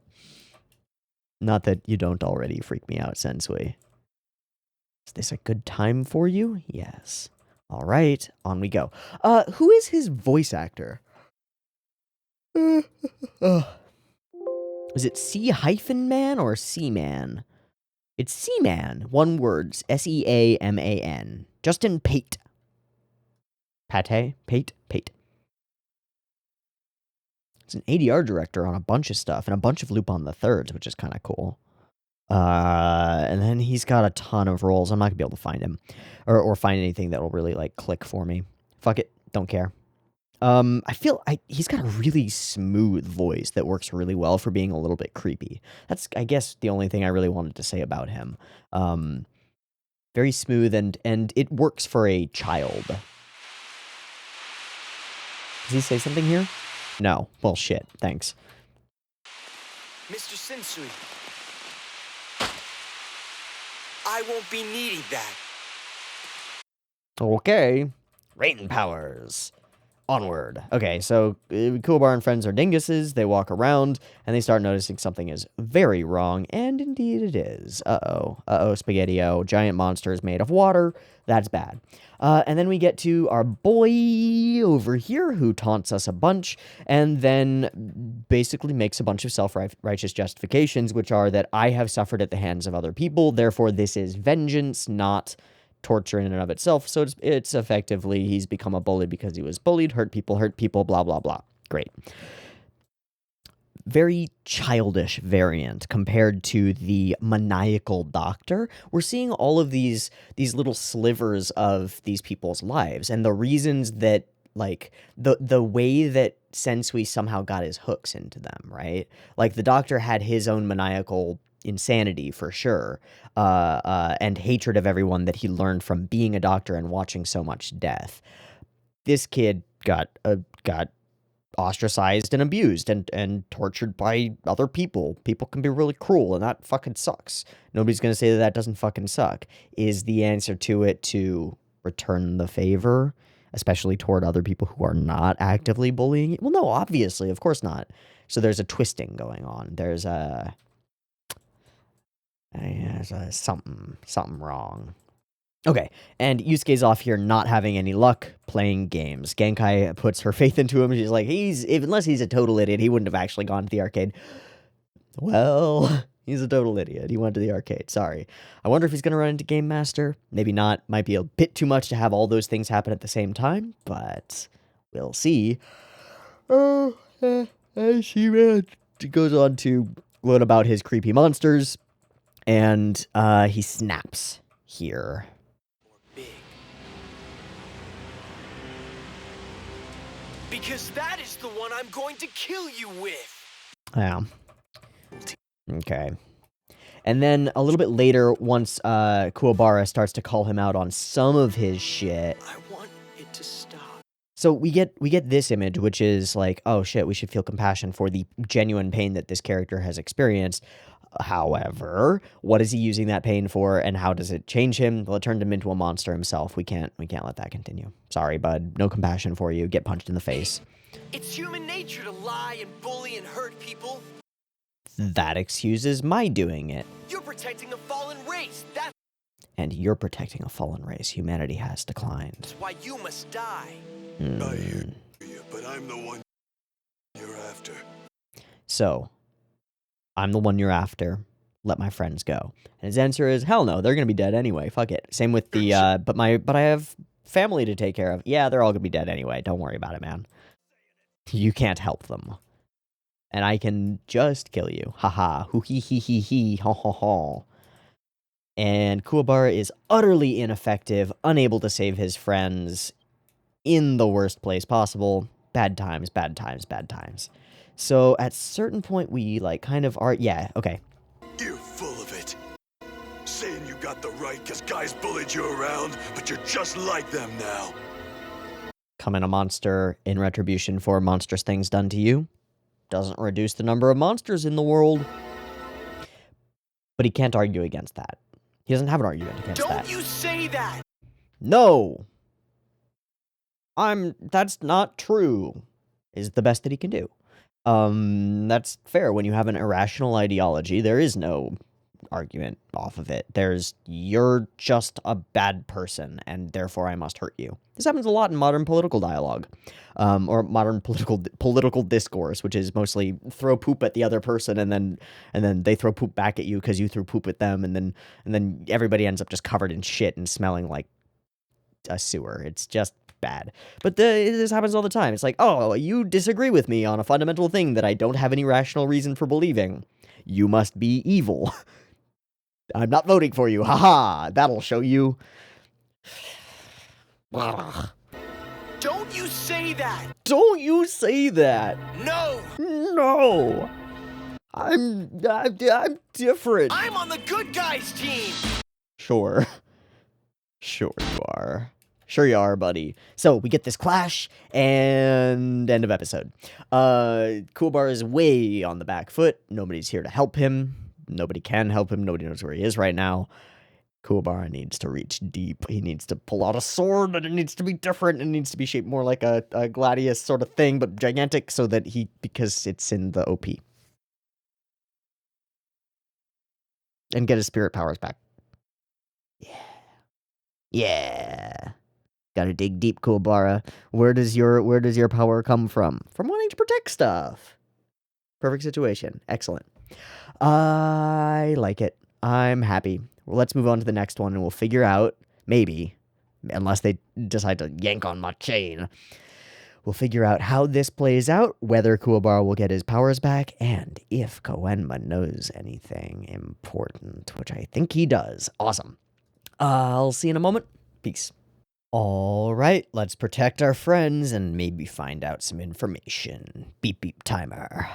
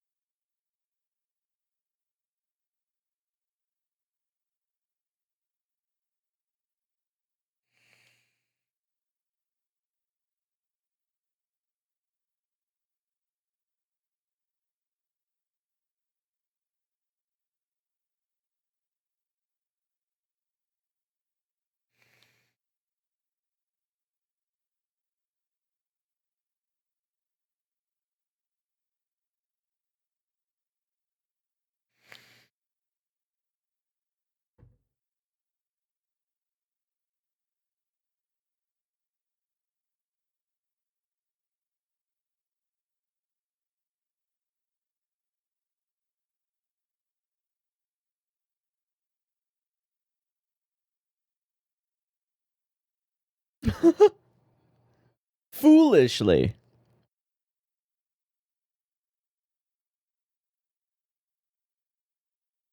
Mm-hmm. So, gotta change that last thing. Mm-hmm. Can Kuwabara do it? I don't know what it actually says, probably. Oh, he's back. Okay.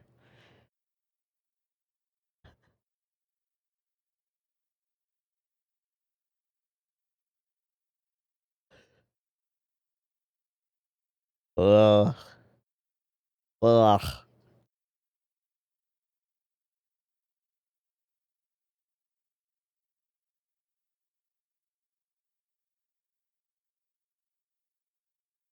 Metal band, metal band.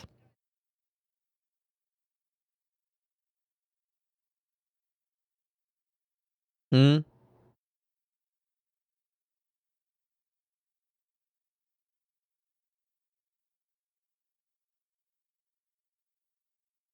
He's in a chrysalis.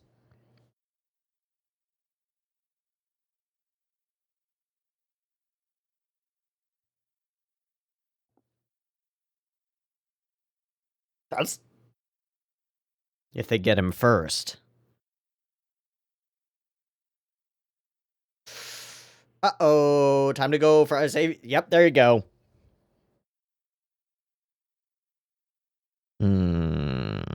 But will he arrive in time? Or will he be needed at all?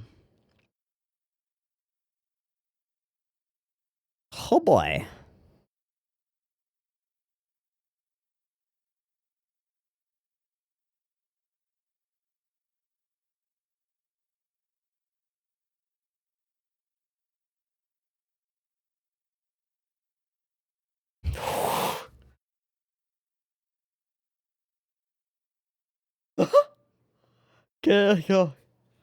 Oh, buddy.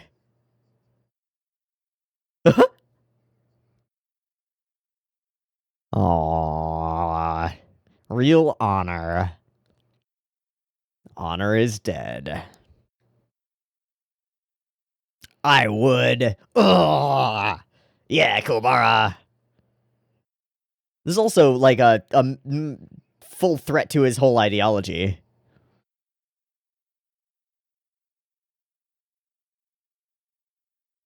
Just Kuwabara's determination to save his friends threatens Seaman's whole viewpoint. Nope. A real man doesn't run.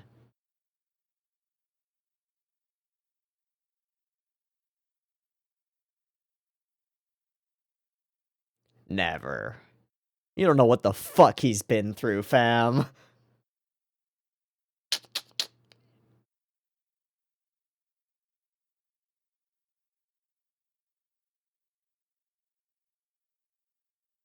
Impossible. Hmm. Hmm. Oh, that's a mistake.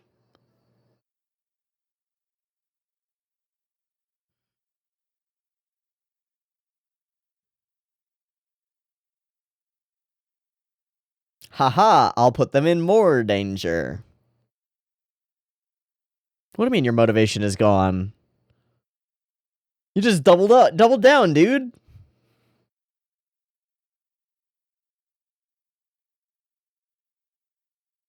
God, that's cool.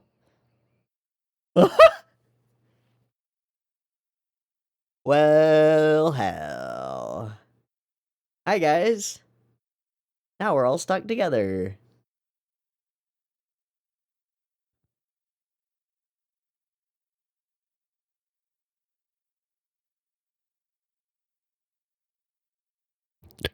I don't think that's gonna work super well, bud.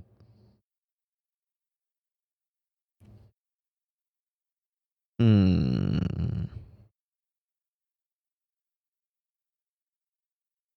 What if he could electrocute it somehow?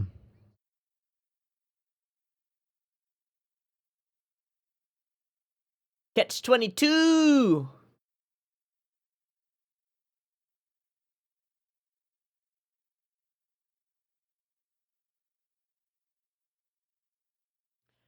Gotta reach your breaking point, Kuwabara. Come on, bud. Oh.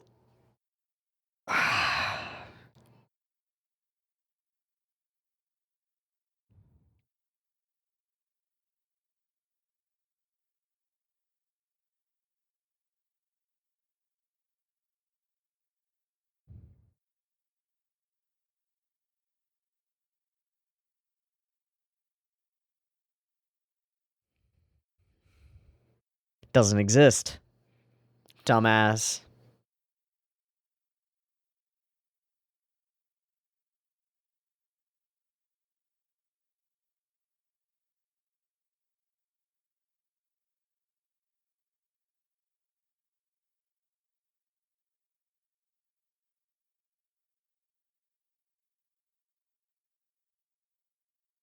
Oh, barrier cutter. A.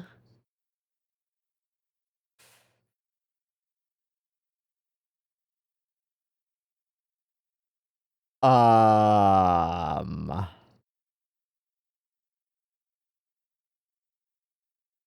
Ah. No. But neither is he. Not yet. Never mind. I take that back. That's really cool.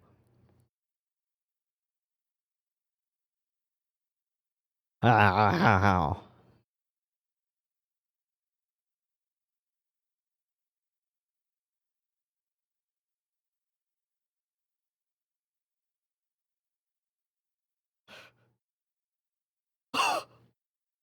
Wait, that's more blood. That's not good. He just cut through reality.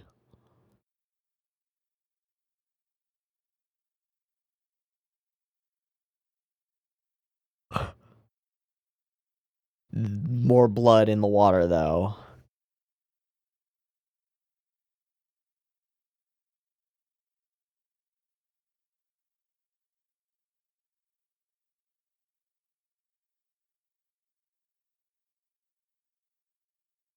It's not over.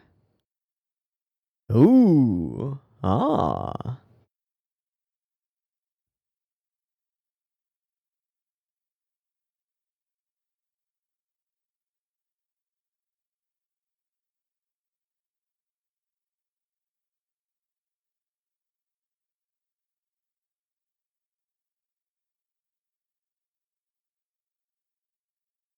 But prove him wrong. But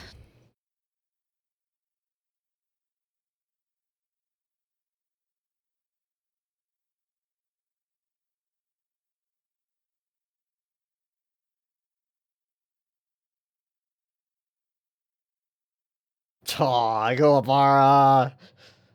Ah. Ah. Ah.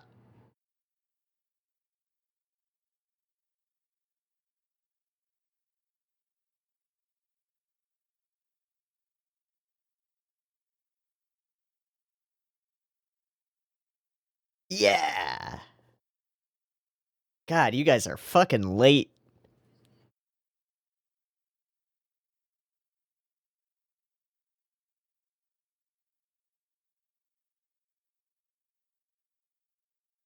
I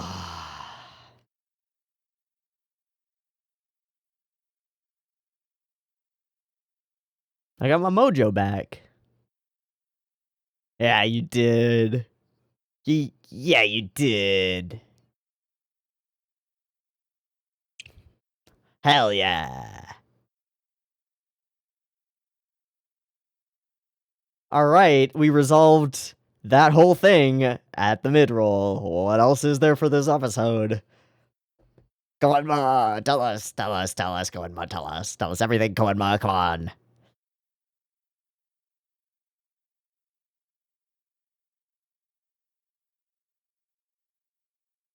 Hmm.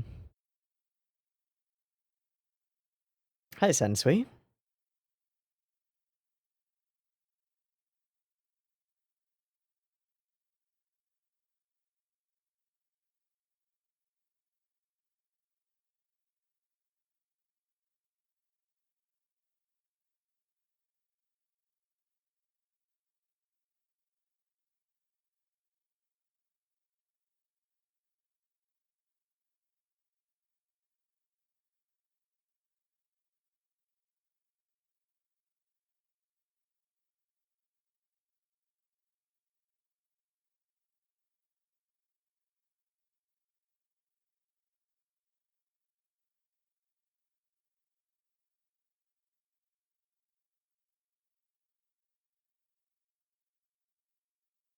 Does he gain powers through consumption? Did he just gain all of Elder Togoro's powers? What just happened? No way to know. Oh, hi, little buddy. Welcome to a good life. It really does kind of remind me of Koichi.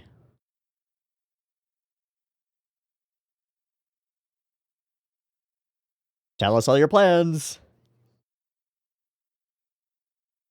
Yeah. Tell us all your plans. Oh, boy.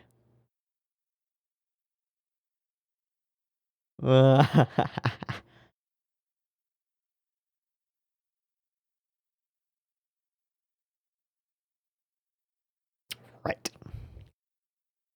Right, sure. Okay.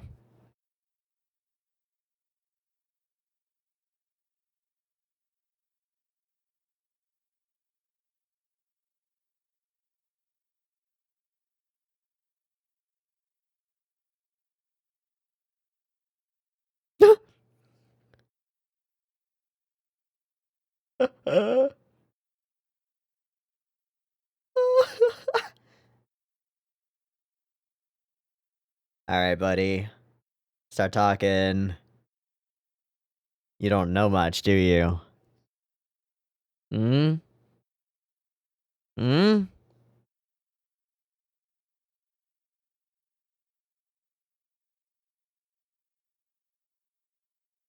Why?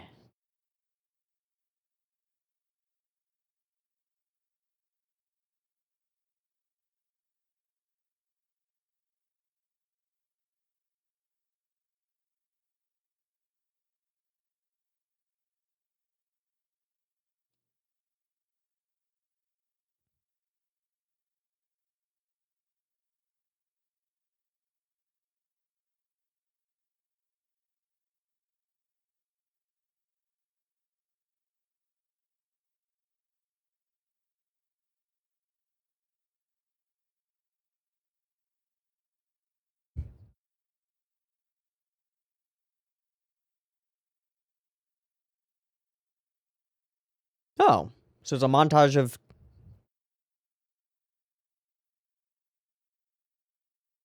Great, great. And that makes people fucking hate humanity. So it's the revelation that humans are capable of evil that causes them to decide to... Okay, sure.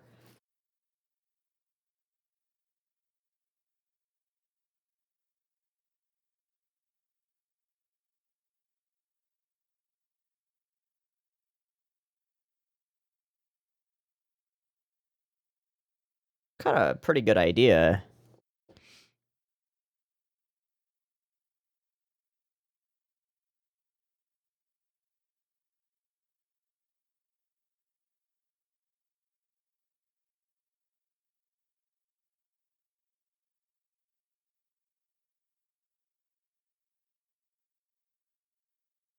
Hmm. True.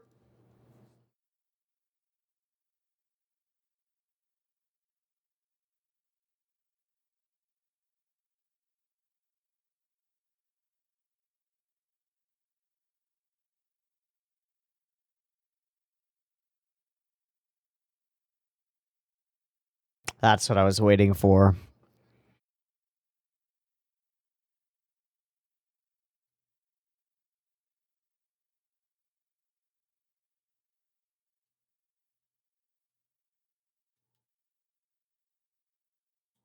Hmm.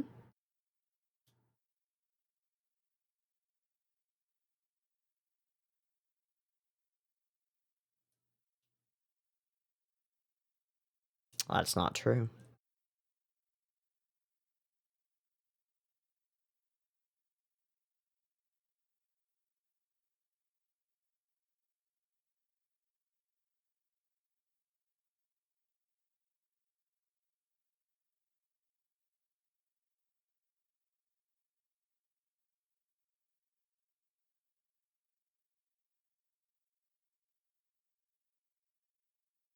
But...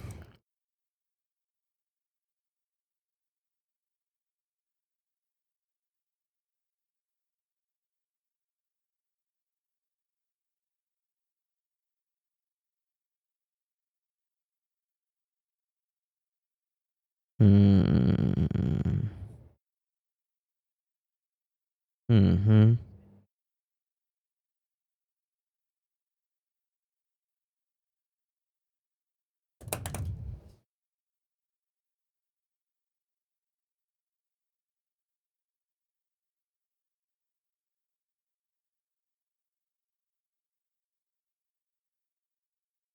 Leave somebody to watch him. Yeah, but prevent him from killing himself, please. Or from being assassinated by sniper. Certainly.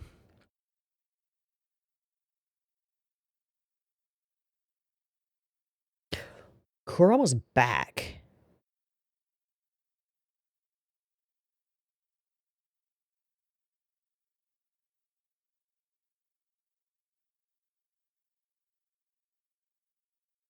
Uh-huh.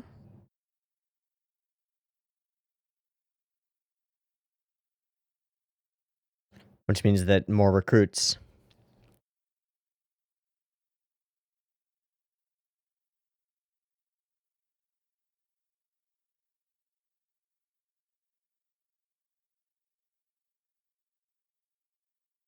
Mm-hmm.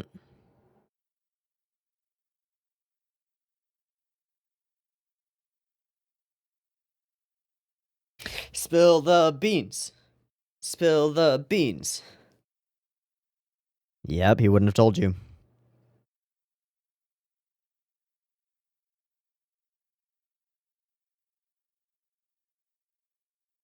So you didn't find out? Oh, he's just fucking gone.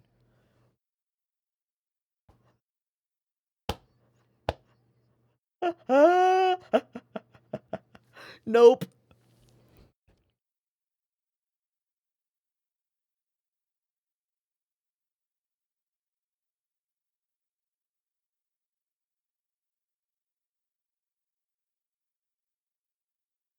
Hmm.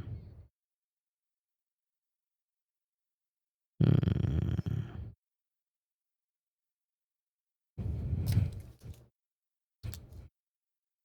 Senshui.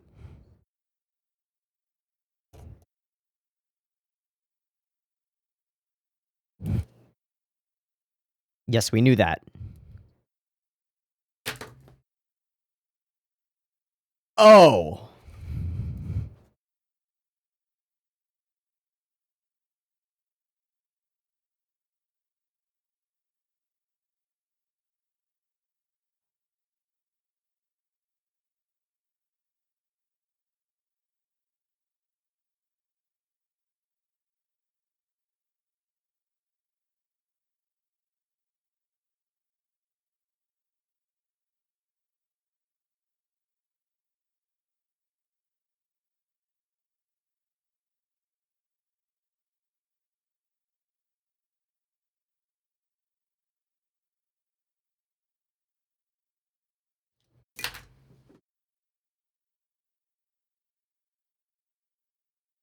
He came to conclusions. Yeah. Okay.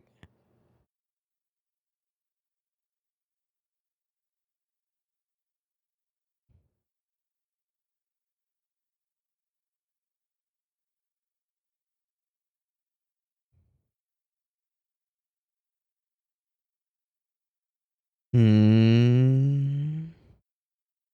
Hmm.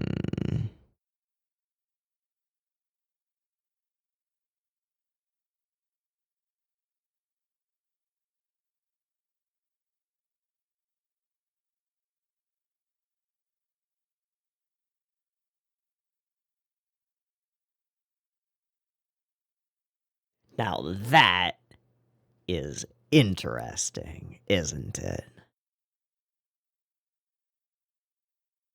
I was waiting for the specific World War II references. And of course the focus is on the bomb, but we do bring up the camps as well, which is important. It's a particular kind of nihilism. A particular kind of a particular kind of nihilistic resignation. Mm. Mm, mm-hmm, mm-hmm, mm-hmm. Okay, so the particular brand of nihilism presented by Sensui and the people who have seen this videotape, specifically Seaman, really, it's a post World War II form of nihilism, like post the genuine atrocities committed by real people that we really have to reckon with. Um, what like and what we usually think of as those genuine atrocities, we usually think the German camps, right? That's the biggest thing, because it's such an obviously horrific act. But there are all kinds of things, and from a Japanese perspective, the bombing of Hiroshima and Nagasaki is tragic, right? Um, hmm.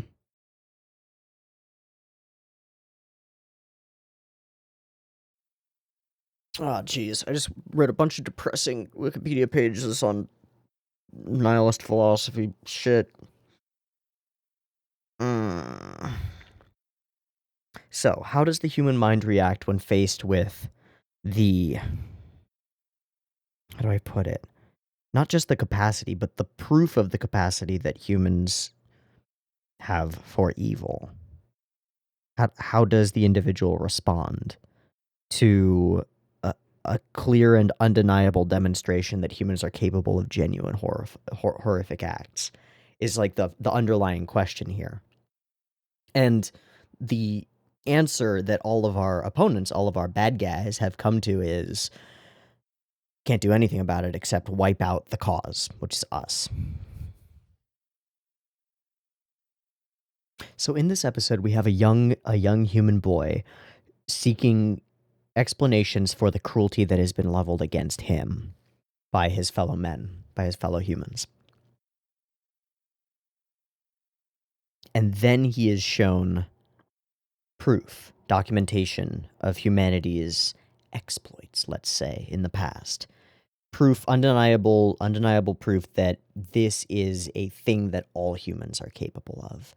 And from that, he jumps to the conclusion that not only are all humans capable of this, but they are innately this way. This both excuses his own sadistic behavior and explains why others have treated him evilly, and justifies his evil actions, because evil is irrelevant. So it brings us to a loss of meaning. Quote, a concept of nihilism with, a situation of meaningless in which everything is permitted. The loss of the higher metaphysical values that exist in contrast to the base reality of the world, or merely human ideas, gives rise to the idea that all human ideas are therefore valueless. Protecting your friends, worthless idea.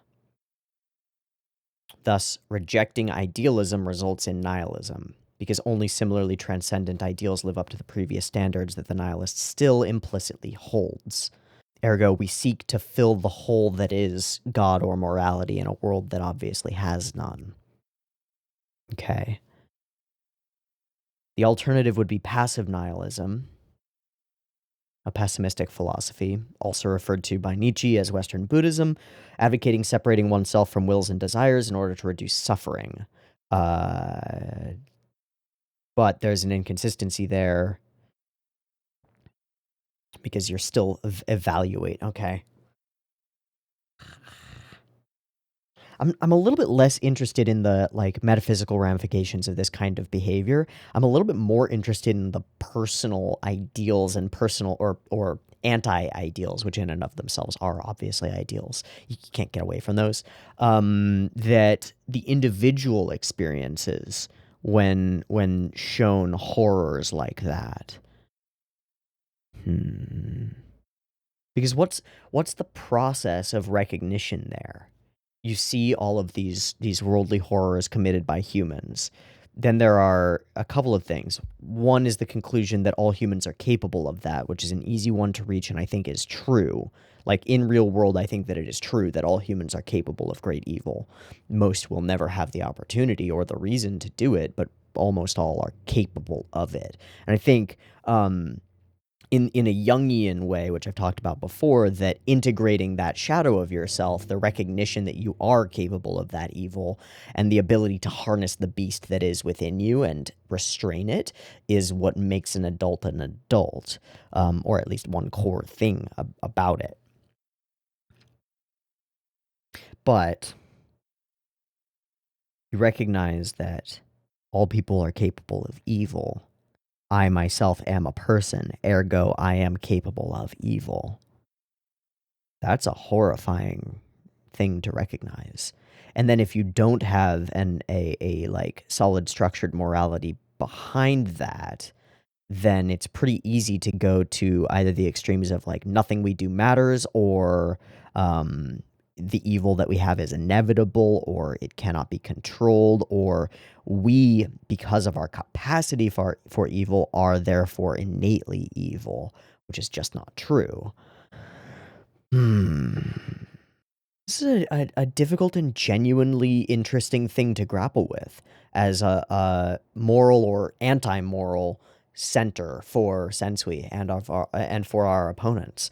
It's not just that Sensui has a force of charismatic personality and is able to lie to people and convince them to follow him. He shows them this video, and the video is not voodoo hypnosis. It's just a document, right? Hundreds and hundreds of hours of human atrocities.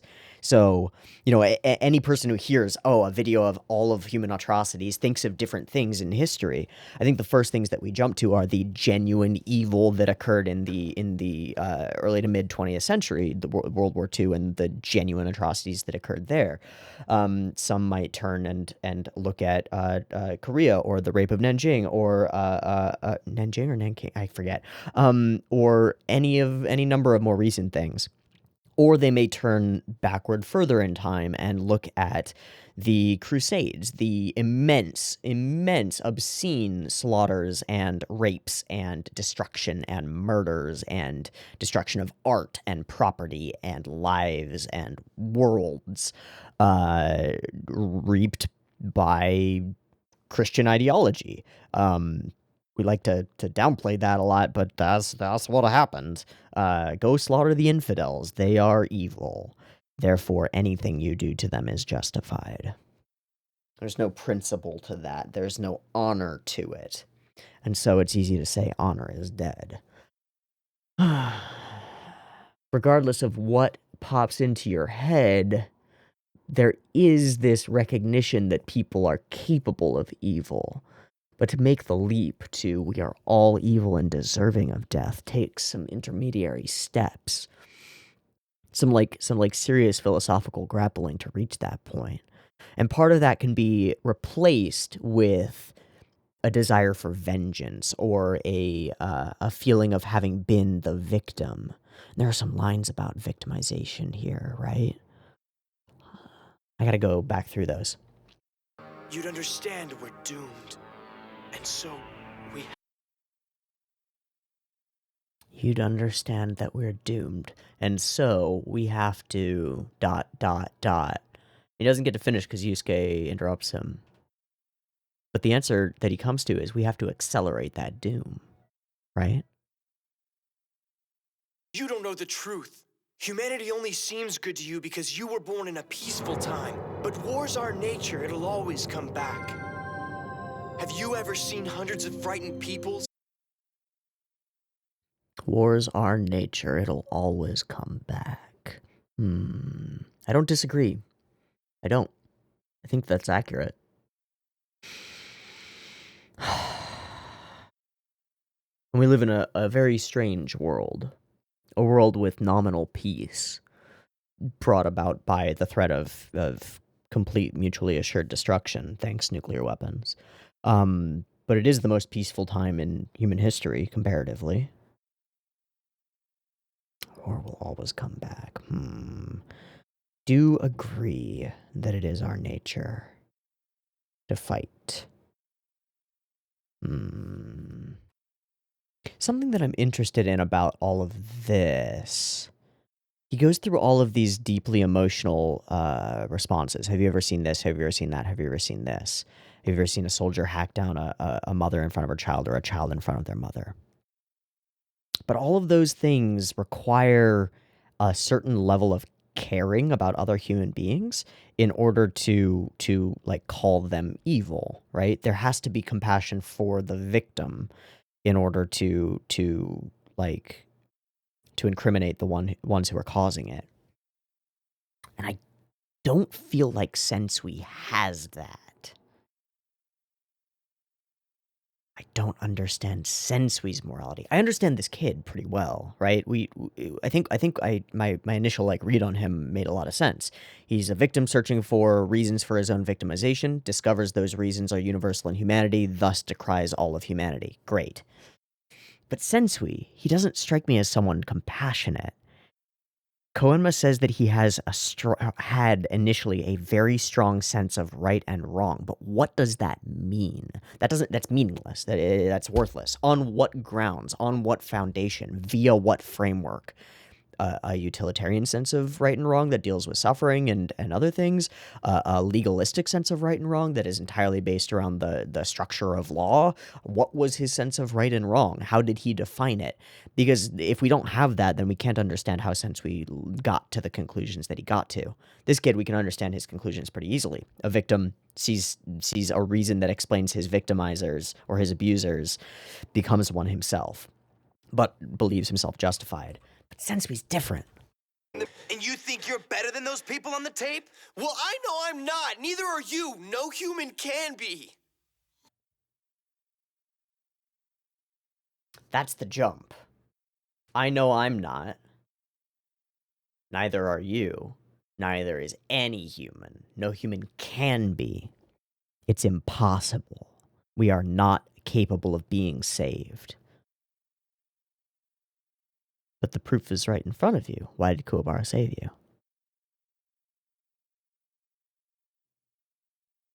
Death comes for all, but we live before we die. Life before death. Yes, humans can commit atrocities. Yes, we just saw an evil doctor murder a bunch of people in his hospital.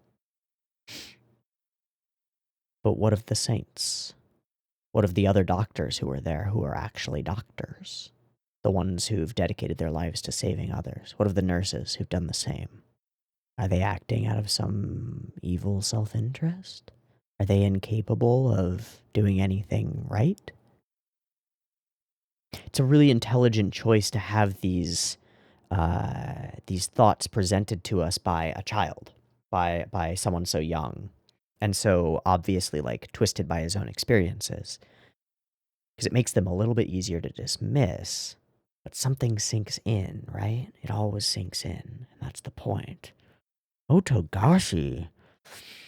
Togashi, buddy, we've gone from haha big man hits other man with big fist haha to, oh hey, humans can be evil. What is that? Like, how do we grapple with that morally as someone who's like nominally supposed to be protecting people and protecting the world? How do we grapple with that? How do we grapple with a moral framework that logically, with a few leaps, leads to conclusions of pure nihilism? Damn, Togashi. That's fucking interesting. Haha, big man, funny shoulder pads. Haha. Not anymore. Now we get the haunted eyes of a child staring up at us, telling us that everything is hopeless. So I see the victims, I lie awake, I dream of them, I see them in my mind. But in my nightmares, it's me holding the knife. It's me being the killer. I am capable of these things, and that terrifies me. I hate myself, and therefore I hate all men, all humans, for we are all the same. Lots of generalizations there. But it makes perfect irrational sense. Like I need to make up for something, but I don't even know what. Guilt, shame, self-hatred, all hatred. Like I'm the bully. Because you've become one.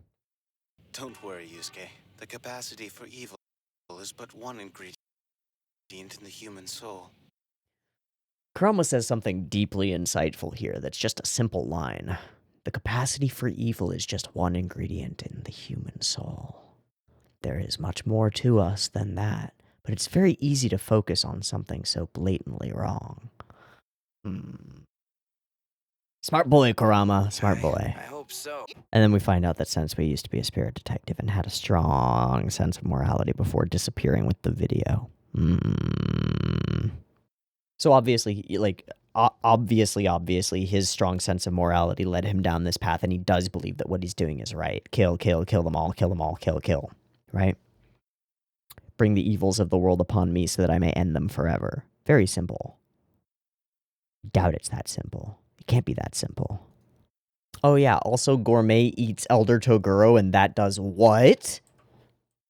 So in the broad scope of things, we have two characters, Yusuke and Sensui, each of whom, in their own way, in their own time, was granted the power to change the world. And Sensui fled from it and then utilized it, is utilizing it, in order to shape the world in a specific direction.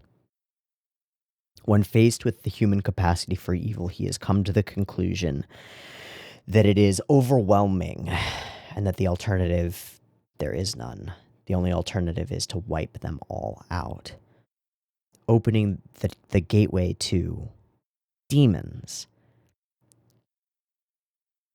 which are literally innate embodiments of evil. But I guess Sensui would probably say that they're only evil by our own conceptions, that they work on a naturalistic sense. Like, maybe, I don't know. But we come to this clash, like, here is one character who has taken these revelations and gone down this particular path with them. Now Yusuke, our hero, is faced with the same recognition, the same realizations, and must choose something else. What will he choose, and how will he come to his conclusions?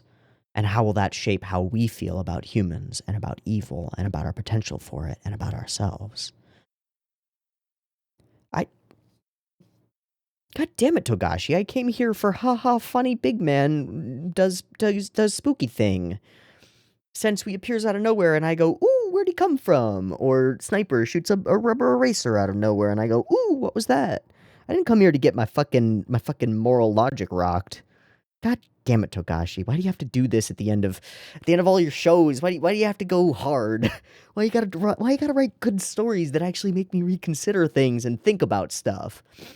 You won't know this because I will have been cutting it all out, but I've spent an inordinate amount of time just sitting here staring at nothing and just like, I wonder how does this, but fuck, you can't just make a dude think with media.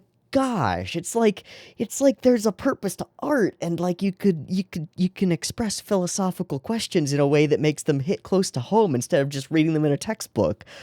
Oh, it's almost like there's a point to art when you can have your characters go through these struggles in a space where it doesn't directly influence the real world, and you can explore personal problems and personal things that you are grappling with in a way that allows other people who are viewing the piece of media to grapple with them in turn and come to conclusions that might help them if they're faced with genuine struggles in their real lives in the future.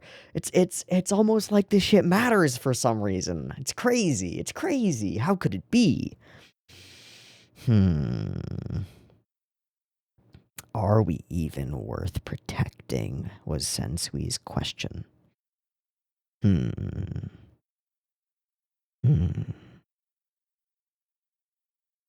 Given the burden of protecting them all, are we even worth protecting?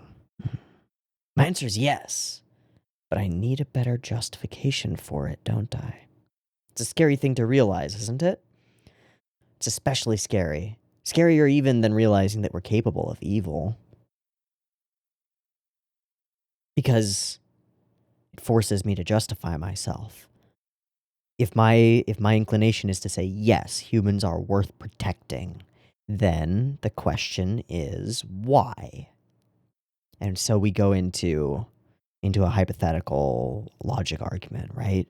I say, yes, humans are worth protecting. Sensui says, why, when we do so much evil? I point at the good that humans do. Sensui says, ha, but that's nothing. They'll all die. Well, shit. It all comes back around to choice and free will.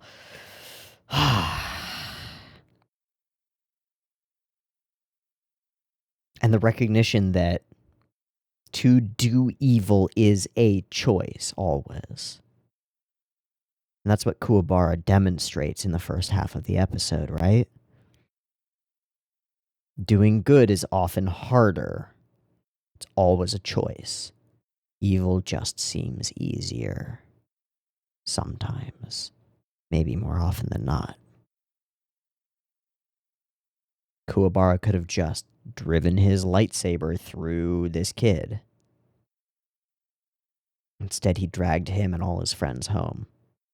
Injured, bleeding, dragged them home. Made the choice. Difficult choice. Work. Pain. Additional suffering. Sacrifice. All to save someone who was actively trying to kill him and his friends, who was acting evil. It's a different response. There's a fine line between understanding where Seaman is coming from and fully justifying his actions. And I think Togashi toes that line really expertly in this episode. There is no justification for his actions, but we can understand why he thinks there is. Ah, that's so interesting. Okay. I'm still just staring off into the middle distance and saying things when they come into my brain. I'm a little frazzled by this episode. This was more than I could have expected, and I am so pleased with that. Good job. Good job, Takashi. Making me think. Again, not something I necessarily expect from Yu Hakusho. Not something you often get from, like, oh, it's a long-running shonen. The big guy punches the other guy. Haha. Nope. The nature of evil. The nature of humanity. Is it worth protecting? These are some deep-ass questions, man. Awesome. I am so excited to explore this further.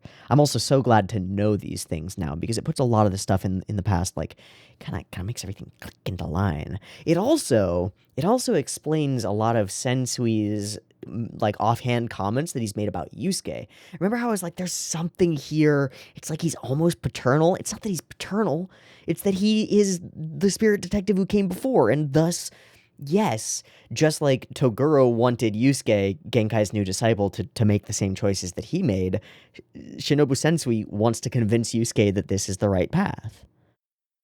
That his reasoning is right. That's so good.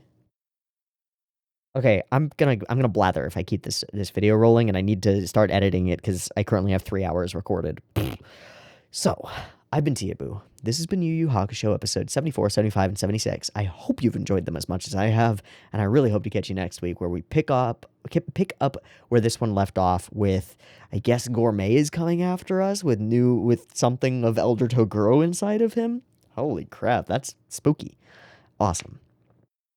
I'm so excited to find out more about Sensui. I hope that there is, like, serious interrogation of these ideas, because they matter. These are important things. These mean something, and I'm very proud of Togashi for putting them in his work.